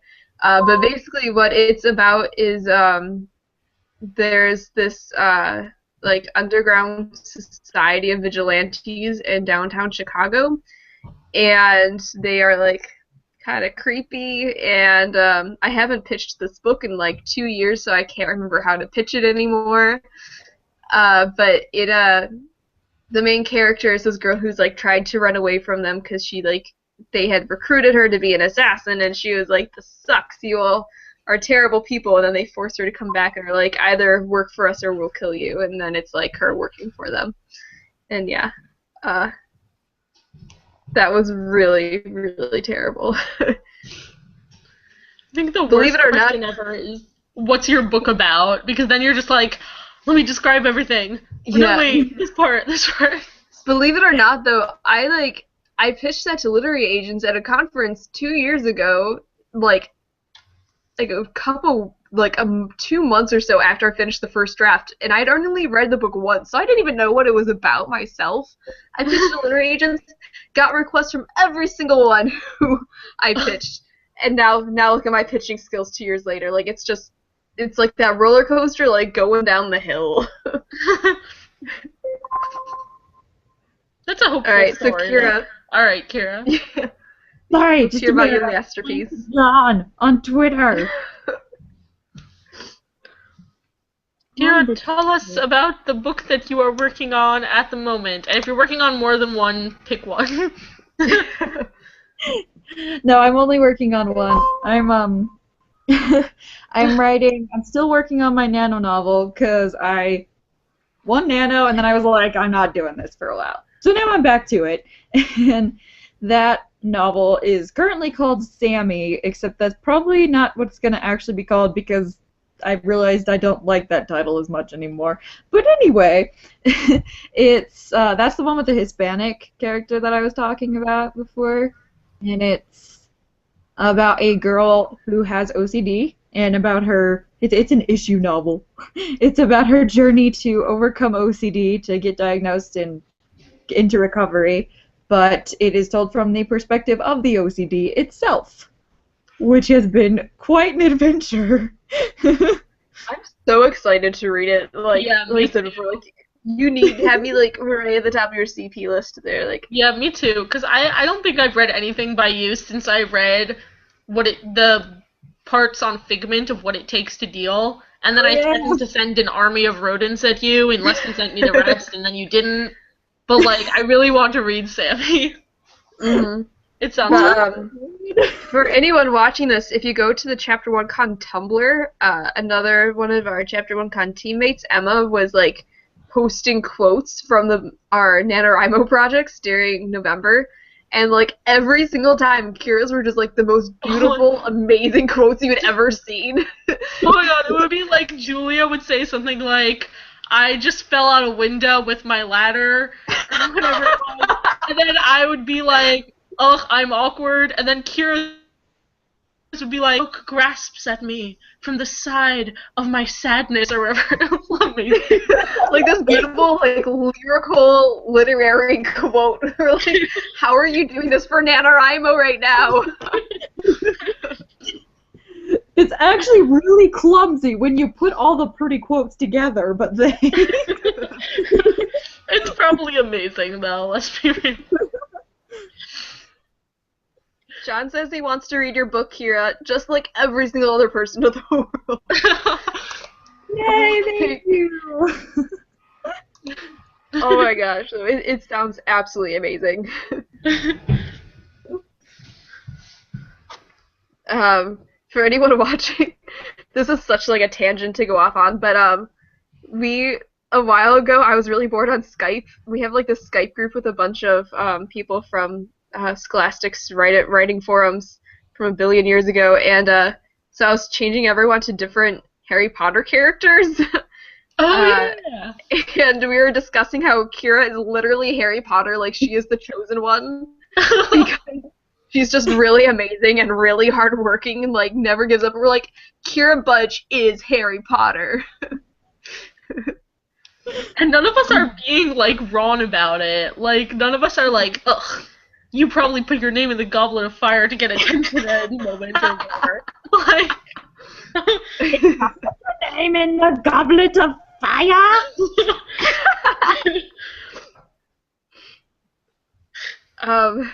Who did we choose as Ron? I can't even remember anymore. It might have been Maddie. I know I was Neville. And Mm-hmm. somebody else got to be Luna. Emma was Luna. Yeah, Emma was Luna. Who was Hermione? Molly was Hermione because Molly doesn't read Harry Potter. So Hermione. Yeah.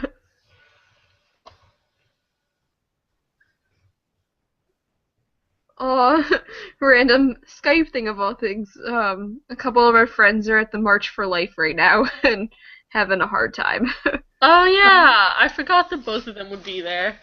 Yeah. Oh, that's so cool. Our two super Catholic friends. Yeah.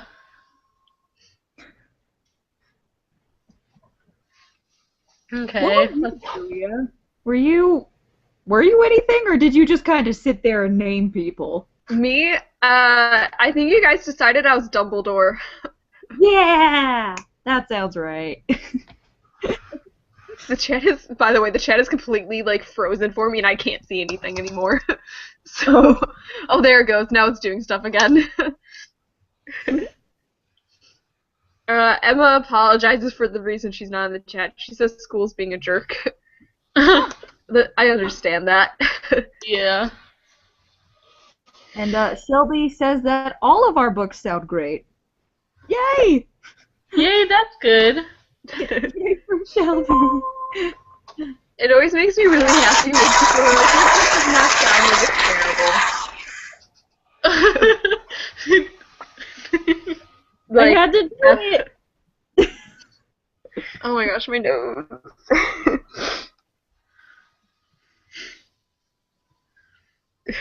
Last night I was blowing my nose and it was like whistling and my roommate was just staring at me and laughing and I was like, this isn't funny. My nose just won't stop whistling.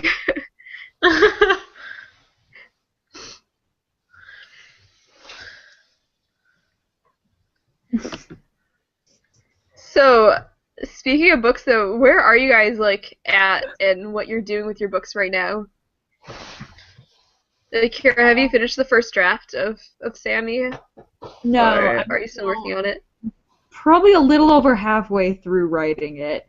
Because I took a really long break after Nano because of finals and everything. I was just like, That's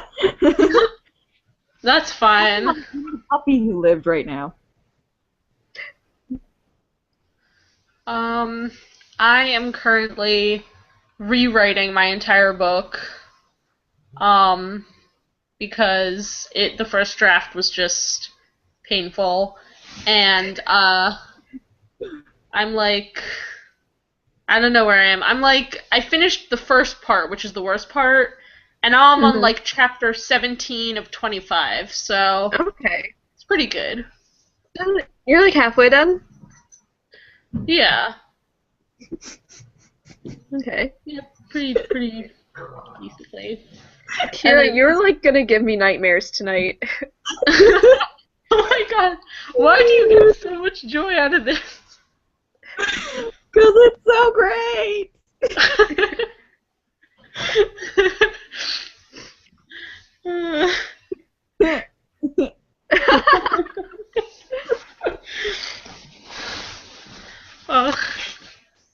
Yep. I'm such an adult! I do such adulty things! Speaking of being an adult, I don't understand how, like, anyone is mature about stuff ever. Like, Yeah, how do I they just want to sit in my room and watch Netflix all day, guys. Yeah, I don't know. Even though, like, I mean, I'm a first year in college and you guys are, like, in your third years, I'm still, like, I can feel, like, the looming monster of responsibility, like, crawling closer.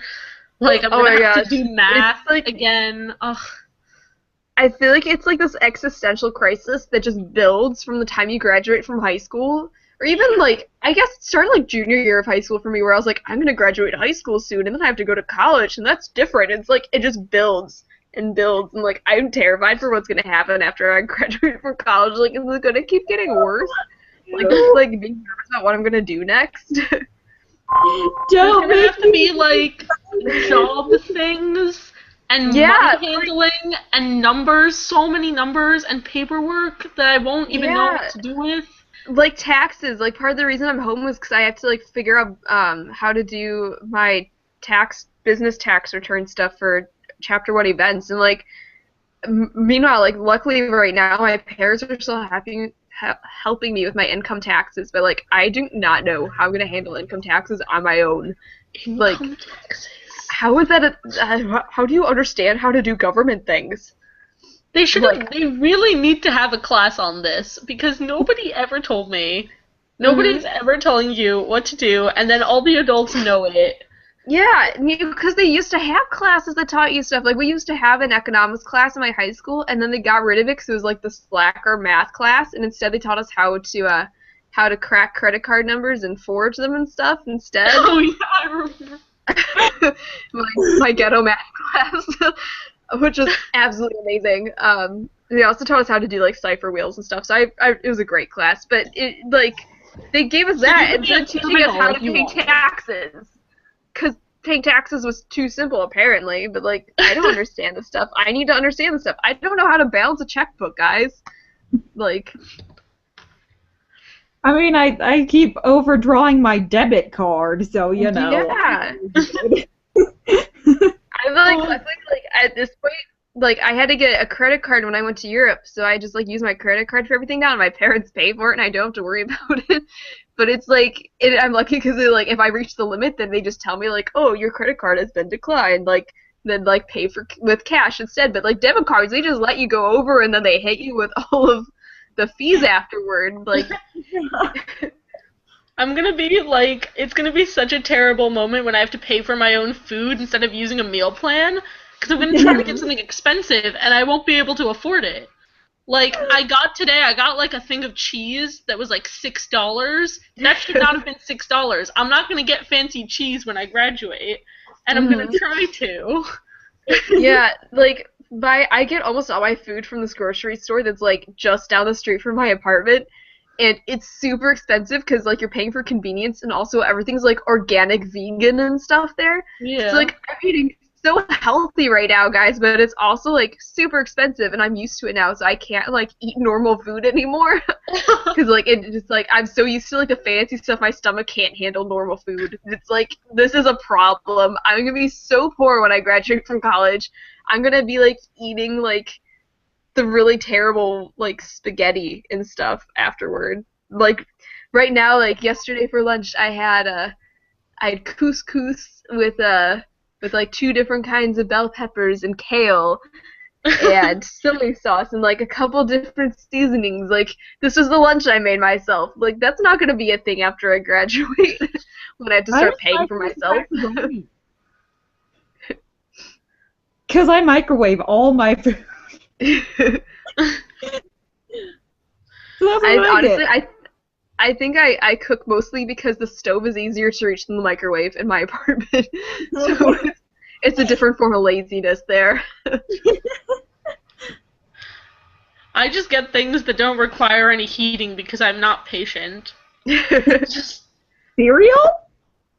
no, just like, you know, I don't even know what I eat. Like funny, because like I'll be willing to have like a 20-minute walk across my campus to the dining hall and then like wait for the food there, but I won't be willing to wait 3 minutes to cook something in the microwave in my own apartment. So yeah, I'm just lazy. I don't want to put in effort.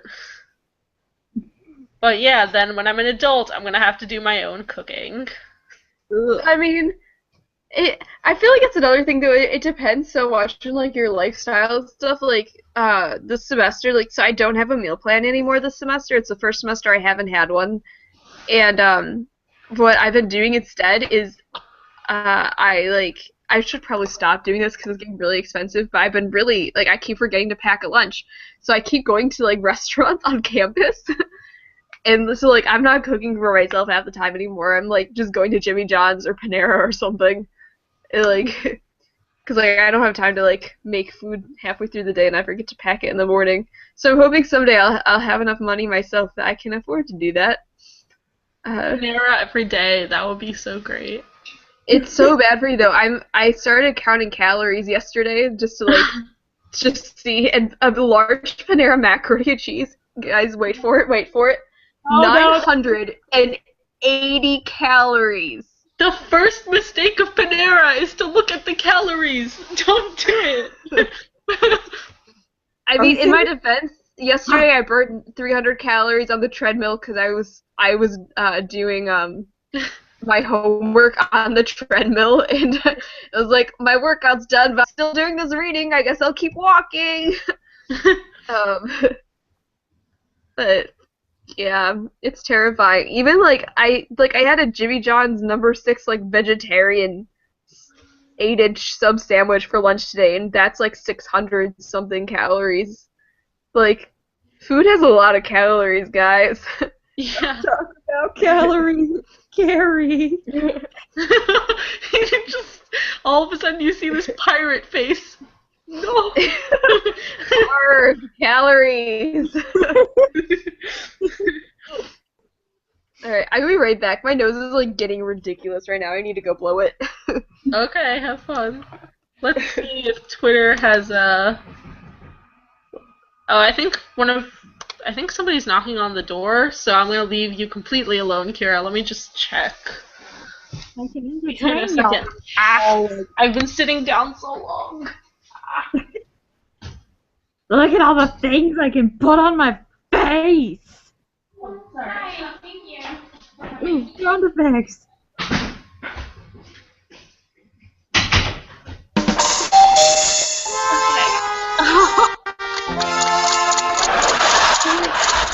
You have been spending this entire time doing it.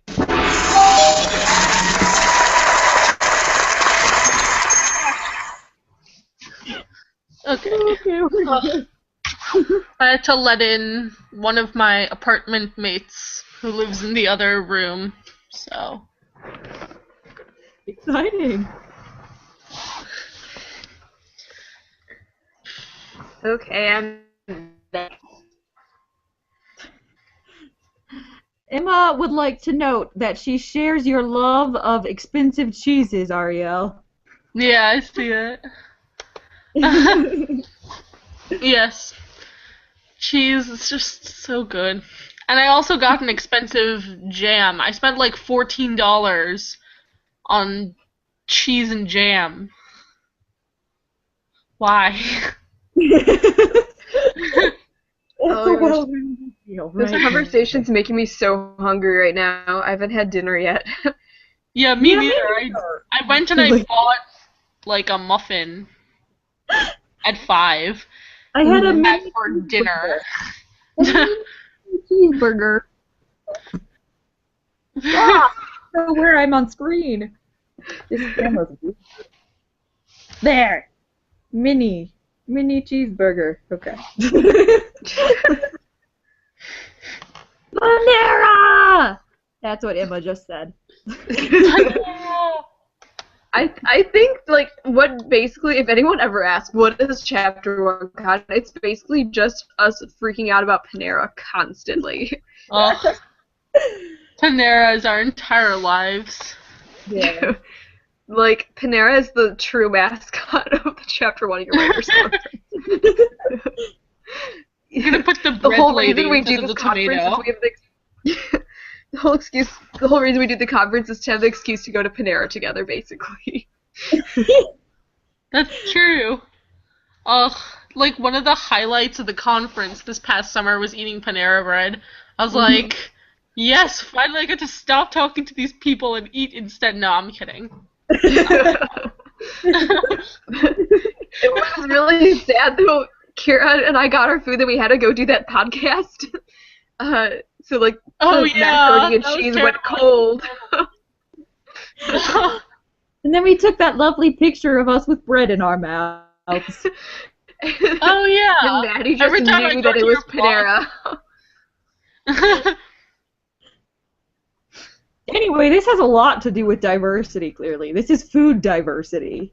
Okay, yeah. It's not diverse though. It's just Panera. Did you guys see Panera now has broth bowls? Oh yeah, I've seen that. I haven't tried them though, because I'm scared. Yeah, I'm scared too. I want to try the one with it's like quinoa lentil or something like that. Like that one looks really good. But then every time I go, because I go to Panera a lot, every time I go, I'm like, I'm gonna try it this time. And then I'm like, macaroni and cheese. That's true. Said brothels, and I was really alarmed. Panera has brothels now, guys.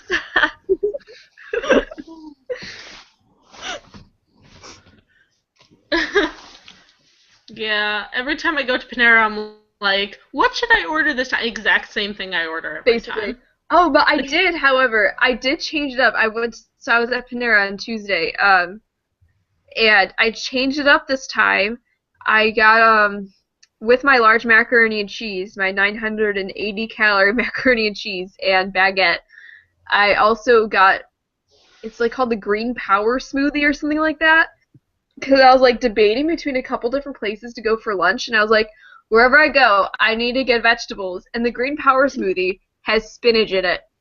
So like I justified getting this huge bowl of macaroni and cheese to myself by the fact that my smoothie had a little tiny bit of spinach in it. Well, you could also get like a small herb sprig at the top of your macaroni and cheese, and that would be a vegetable. True. You know, as far as I'm concerned, cheese is a vegetable.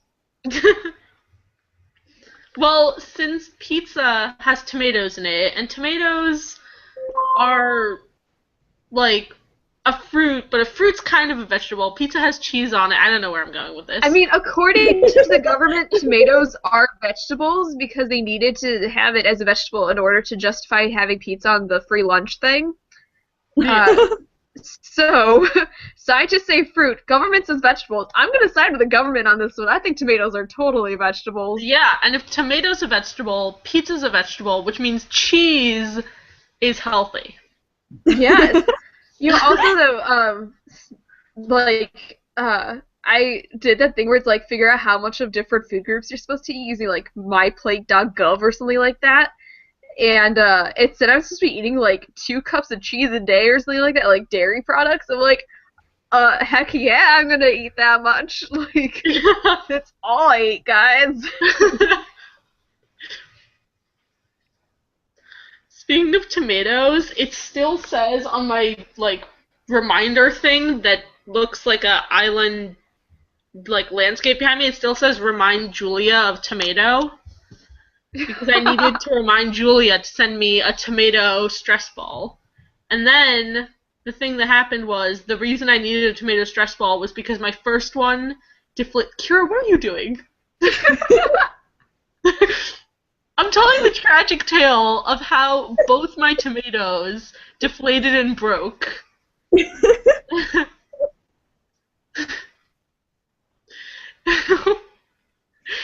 Okay.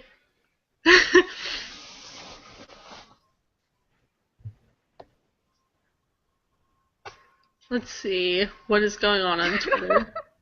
This heart is getting erased. Emma ordered us on Twitter to go eat, so... Who? What? Oh.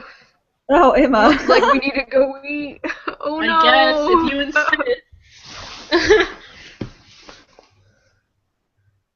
And also, the chat has been 2 hours long now.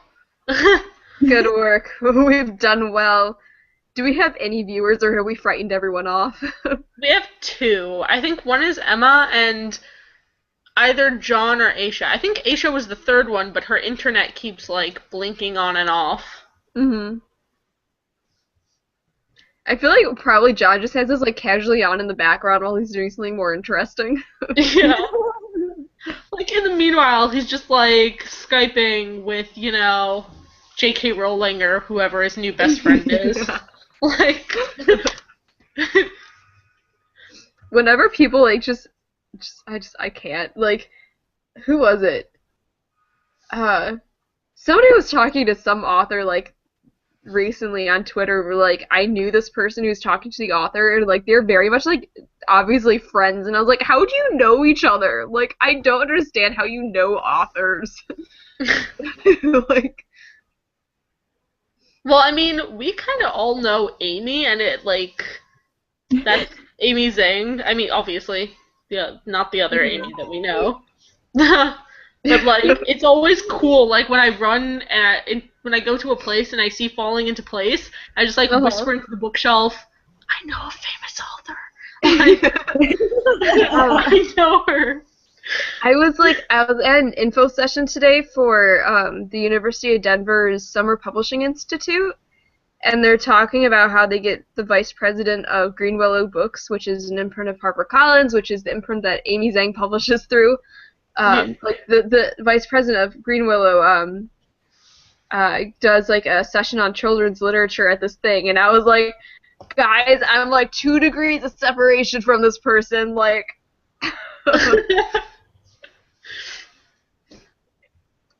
But yeah. Emma wants to know if we have any more diverse book recommendations, incidentally. I don't know. I feel like I've read like all the very like traditionally popular diverse books. Mainly because like most of the books I've read recently, I read for my YA lit class last semester. But like. Oh my gosh, my nose is like going insane. But The Absolutely True Diary of a Part-Time Indian by Sherman Alexie is really fantastic. A couple years ago, I read OCD Love Story by Corianne Haydu, and I really, really liked that. Yeah, I was gonna say, Kira, you just recommended that one on your blog. Yeah, I just did a post with mental illness, so Yeah. that's another one to check out. There's this middle grade book that I haven't read it probably since middle school, but I really loved it, and I can't remember who wrote it, but it's called Confessions of a Closet Catholic, and it's about this Jewish girl who's like experimenting with religion and like figuring out like what she believes. So she's like looking at all these different religions, and it's this really great way of like learning about different religions, because you learn about like Catholicism and stuff alongside her, along with learning about Judaism and stuff, and like it's a really, really cool book if you want to look at diversity from a religious perspective. What's it called again? Confessions of a Closet Catholic. It's really cute. Like it doesn't get too like depressing like a lot of religious stuff does. I'm thinking of other stuff. My YA Lit professor this past semester is obsessed with Matt De La Pena. I know I've talked about that on Chapter 1Con Chat before too. But we read one of his books for class. It wasn't my favorite, but apparently his other books are like other people like his other books better, so I'm gonna have to try them too. But we read We Were Here, and then I think his like most popular one is called Ball Don't Lie, and then he's also written one called Mexican White Boy. But he's a really good author. We read so many diverse books for YA, like that was like an entire like half the semester we were just focusing on diversity. We also read this like graphic novel about like Chinese American culture, and it was called American Born Chinese. That's the famous one about that. That one. I read that. American Born Chinese. Yeah, it was really good. It was really weird, but it was really good. Yeah, that's a weird book. Mm-hmm. But yeah, it was a good book. Oh, and another one, now that I'm remembering my 8th grade class, because that's when we read it, is The House on Mungo Street by Sandra Cisneros. Yes. Yeah, that's a good book. Also, the main character is, I don't even remember, some, like Hispanic, I think. Yeah, it's Hispanic. And, like, Esperanza Rising. And then also, like, a classic, historical fiction one that like I am required to mention it because I am a University of Michigan student is The Watsons Go to Birmingham, which like we read that in 6th grade and it terrorized me. Like that book is so dark for children to read it, but it's amazing.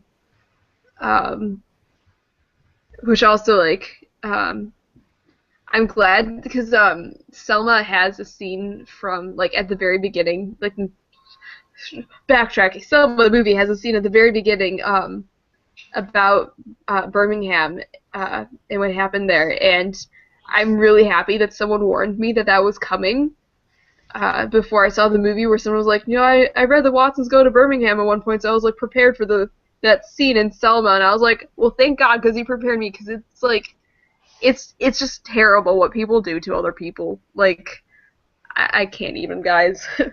But anyway, Watsons Go to Birmingham is a fantastic book.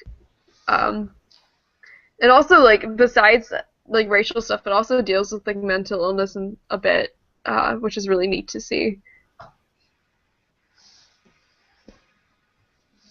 I can't think of any good mental illness books that weren't in Kira's post that she put. I like Winter Girls. That was a good one. That's about someone suffering with anorexia, and then Laurie House Anderson writes really good stuff about mental illness. Like Kira in her blog post. Kira, can we just get the link to your blog post? Can we somehow like paste that into the chat? Because it was a really good post. But obviously Laurie House Anderson's best known for writing Speak. But then I did a project on her for YA Lit and also met her last year, and all of her books are really amazing. The one I read for the project is I can't remember the title. She's written a ton of books. But it was about a kid who's dealing with depression and like suicidal thoughts and stuff, and it was really good. And then like another book that her most recent one, The Impossible Knife of Memory, is about like post-traumatic stress disorder and like family dynamics and like anyway, she's amazing if you want to like look at stuff about like mental health and mainly dealing with stuff dealing with like depression and anxiety disorders. On Twitter, Aisha just recommended one that I've heard a lot about, which is Aristotle and Dante Discover the Secrets of the Universe. I haven't read that yet. As I say, I haven't read it yet, but I've heard so many amazing things about that book. Yeah, I hear about that all the time. That one, I think the main characters are gay and there's a romance in it. I don't remember, but that's what I think it is. Mm-hmm. And then, the other one I can think of, this one, I didn't actually like the book, but if you really like reading about feminist themes, like very inclusive feminism, Beauty Queens by Libba Bray. I love that book. That a lot.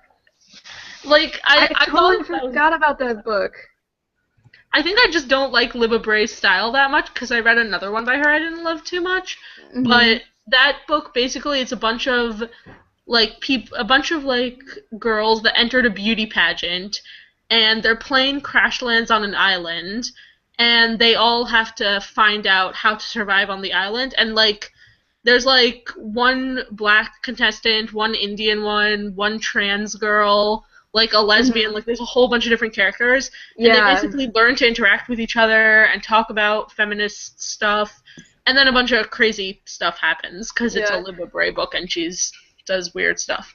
But she's absolutely insane in the best way possible. Yeah. But yeah, it's like Lord of the Flies meets a Miss America beauty pageant. Yeah, only it's like the opposite of Lord of the Flies, because it's like in Lord of the Flies all like work it out.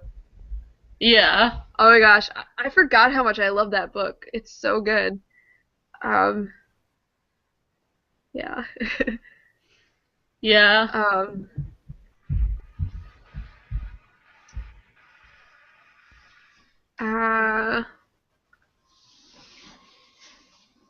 I'm like absolutely blanking on other stuff right now. I feel like as soon as we're gonna stop the chat, I'm gonna like remember all kinds of stuff. Yeah. But probably stuff I read for class that's diverse. But I don't want to recommend like, To Kill a Mockingbird. That has black characters in it, like that is a good one, though. Yeah. Oh my gosh, To Kill a Mockingbird. It owns my heart.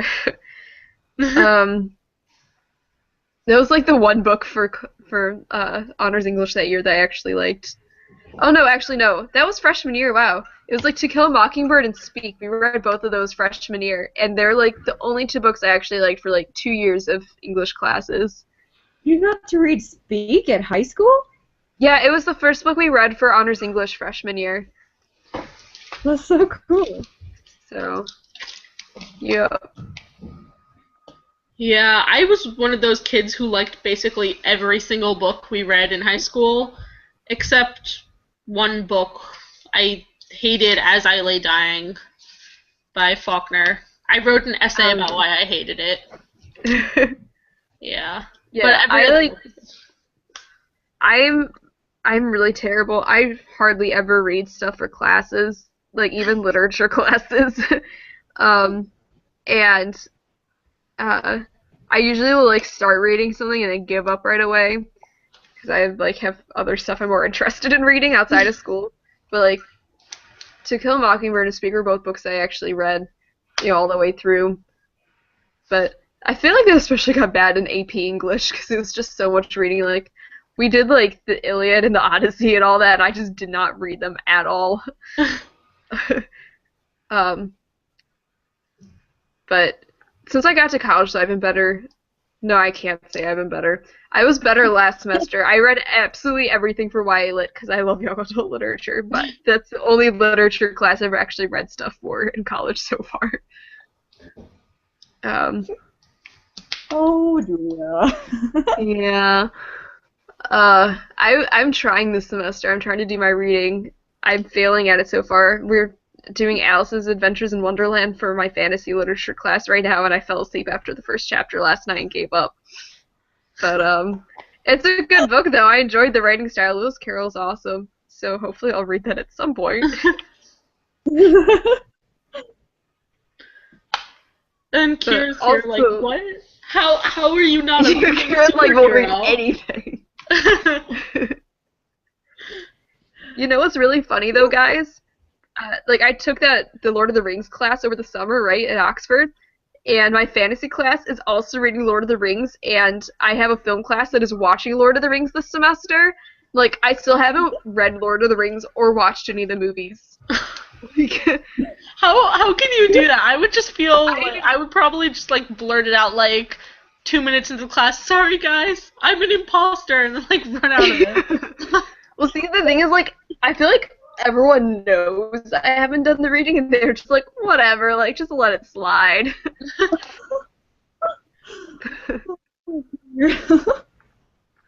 But it's really fun, though. My YA Lit professor last semester was telling us about her husband, like, went to Harvard or something, and, like, would, like, make stuff up about books because he didn't do any of the reading, and, like, would actually change the GSI's, like, thoughts on a book even though he hadn't read it. Because, like, he had such an out there opinion because, like, he hadn't read it. Like, I'm not quite that talented. You just kind of sit there and nod or something? Basically, it was really great. My freshman year literature class, like, we all had to take our freshman year writing seminar, and I did one on the Holocaust, and I was like, I think the Holocaust is a really intriguing period. So I really wanted to learn about it, but it was, like, too much for me to, like, do the reading, where I just couldn't handle it emotionally, so I, like, just stopped doing the reading. And my professor would be like, wow, you have such unique insights on this topic, like, on my papers responding to the reading, and I'd be like, because I didn't read it.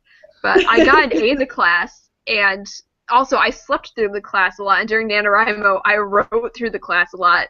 And this was, like, a small class. There was, like, 10 people in it, so he had to know I wasn't paying attention. I got an A, like, I 4-pointed the class, and all these other people who worked so hard, like, didn't get A's, and I was like, I don't know, like, obviously the person who doesn't try is doing better right now. Something wrong with the situation. That's terrible. I can't get away with any of that because, like, all my classes are small classes. There's no, like, lecture halls or anything. Yeah, see, I'm just really, this is something I should not be, like, gloating about, but, like, I'm just really good at lying straight to people's faces.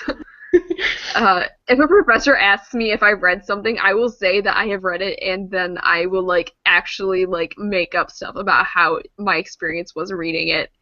Like, I blame my acting and improv background. The thing is now, one of my professors is going to watch this video and be like, I knew it! I knew it this entire time! They're watching along with the literary agents that are watching. Yeah. See, that's why I feel safe to, like, admit that I don't do any of the class readings. But I am reformed about this, though. I've been doing all the readings this semester except when I fell asleep during Alice in Wonderland last night.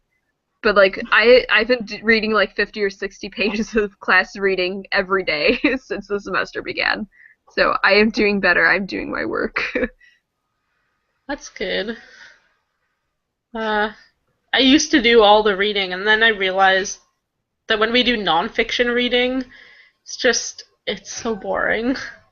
Yeah. Like, yeah. The person who reads the assignments? That's you, Kira? I'm the only one! I read most of the assignments, unless it's like I have one class that I don't do it sometimes because, like, it'll be like 50 pages called, like, the definition of Orientalism, and it's like, I can't read it all.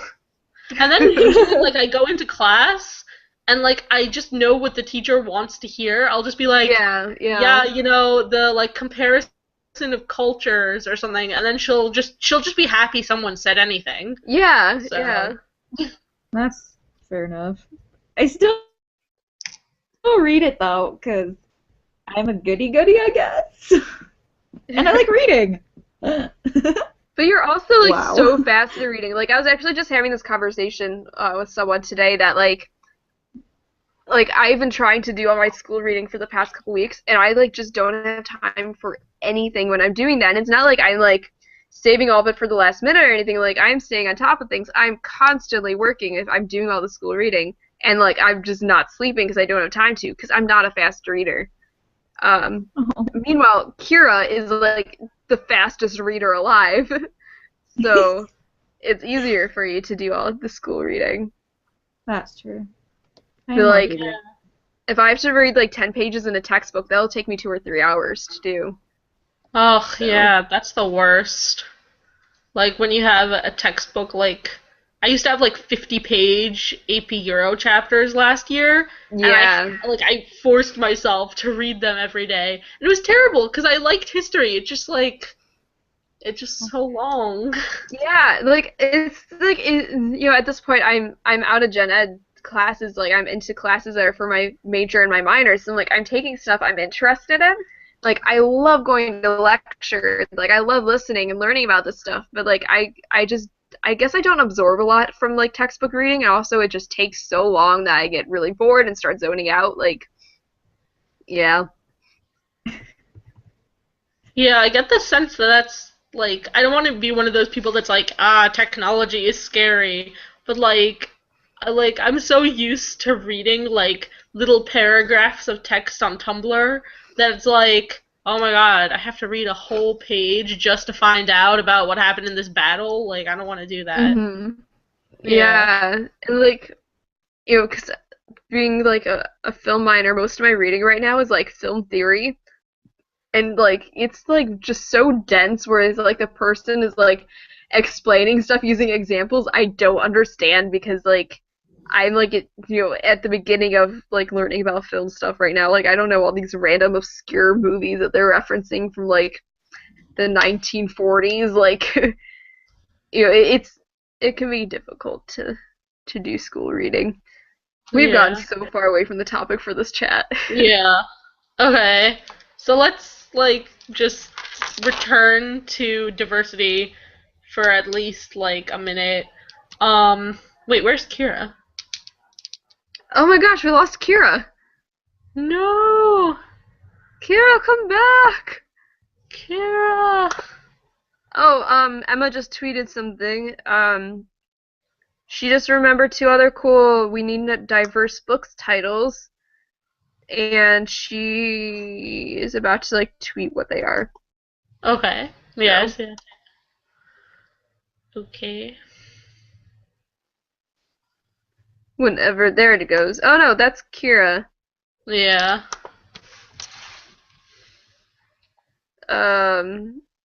So Kira just tweeted that she is posting a list of other diverse books in March, so look out for that. But meanwhile, waiting for Emma's tweet that has her 2 recommendations. Oh, also, speaking of diverse book recommendations, hang on. Speaking of my YA Lit professor, I feel like I talk endlessly about her because I love that class so much. She left a recommendation on my vlog because my vlog partner Hannah and I did a video about diverse books, and she left a recommendation. So hang on a sec. Yeah, she's returning.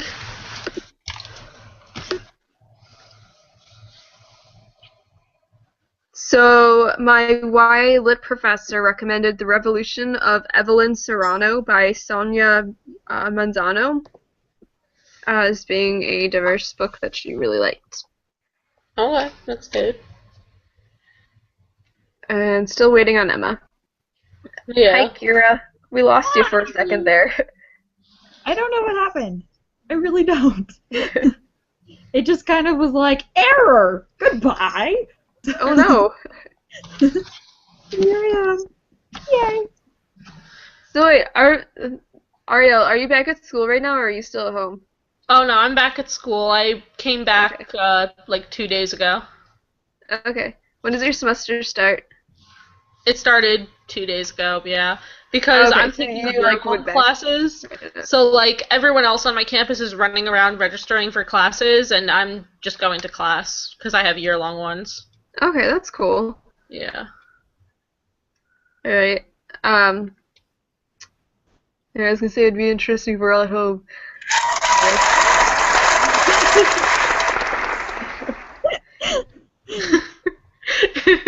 We were missing sound effects for about 3 seconds there.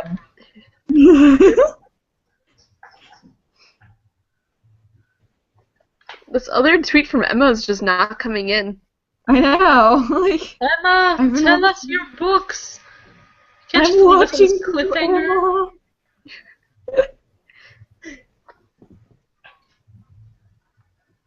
Emma.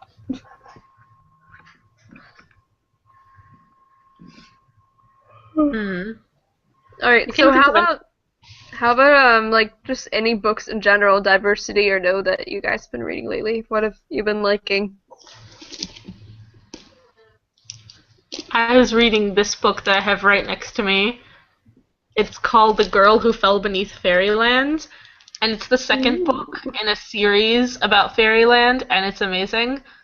I'm pretty sure it's not diverse unless you count, fairies and centaurs and whatever. But the first book is called The Girl Who Circumnavigated Fairyland. I And heard that's read really it, good. I read it in 10th grade. Oh my gosh, it's so good. Ugh. It's by Catherine M. Valente, and none of that is spelled the way you'd expect it to be spelled. So just search The Girl Who Circumnavigated Fairyland. Okay, so it's like imagine like I can't even describe it. It's like Wonderland and Oz, but like a million times better.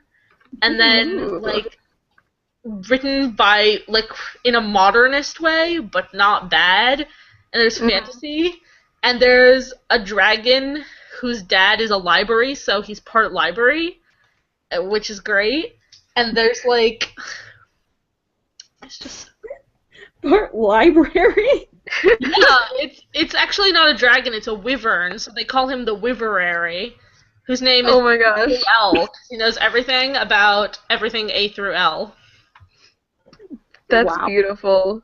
And the main character is this girl named September, who lives in Nebraska, and then the Green Wind, who's this guy who's a wind that's green, comes and picks her up and takes her to Fairyland, and there's political metaphors and stuff because it takes place during World War II in the real world, and then there's a war in like Fairyland, and then there's like a land where it's always autumn, and then it's just so. That sounds I really like it. fantastic.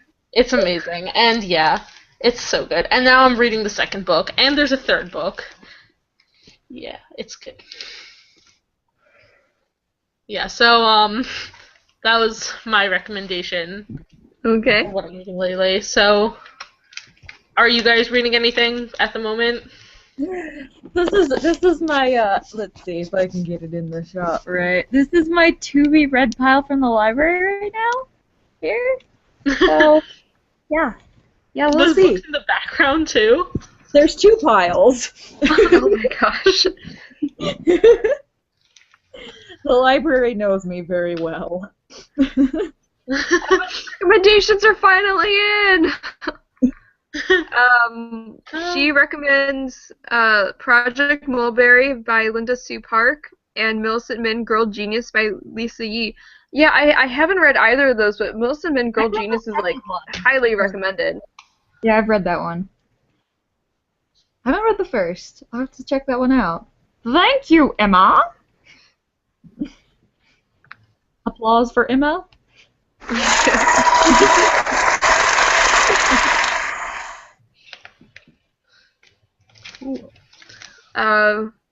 So like I guess for me right now, what I'm reading, like I have a huge to be read list pile too, because like I have got all these books I just got for Christmas, so I have like I think 20 or so books in my bedroom at school that like are just sitting in a pile waiting to be read, and then like 4 more in my nightstand I'm like halfway through right now.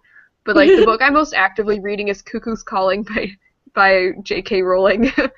That like it's so big. It's like it's great, but it's so big. It's taking me forever to get through it. I still haven't read that. I have, and I've read the second, and I love her. I'm the worst. I read Casual Vacancy like the second it came out, and then like That did one. not read. I could not get through Casual Vacancy. I read like 50 pages and gave up. Yeah, I see, I know tried that. so hard with that book. I finished the entire thing, and then I like desperately tried to defend it because I just love J.K. Rowling so much. And then I didn't read Yeah. Cuckoo's Calling.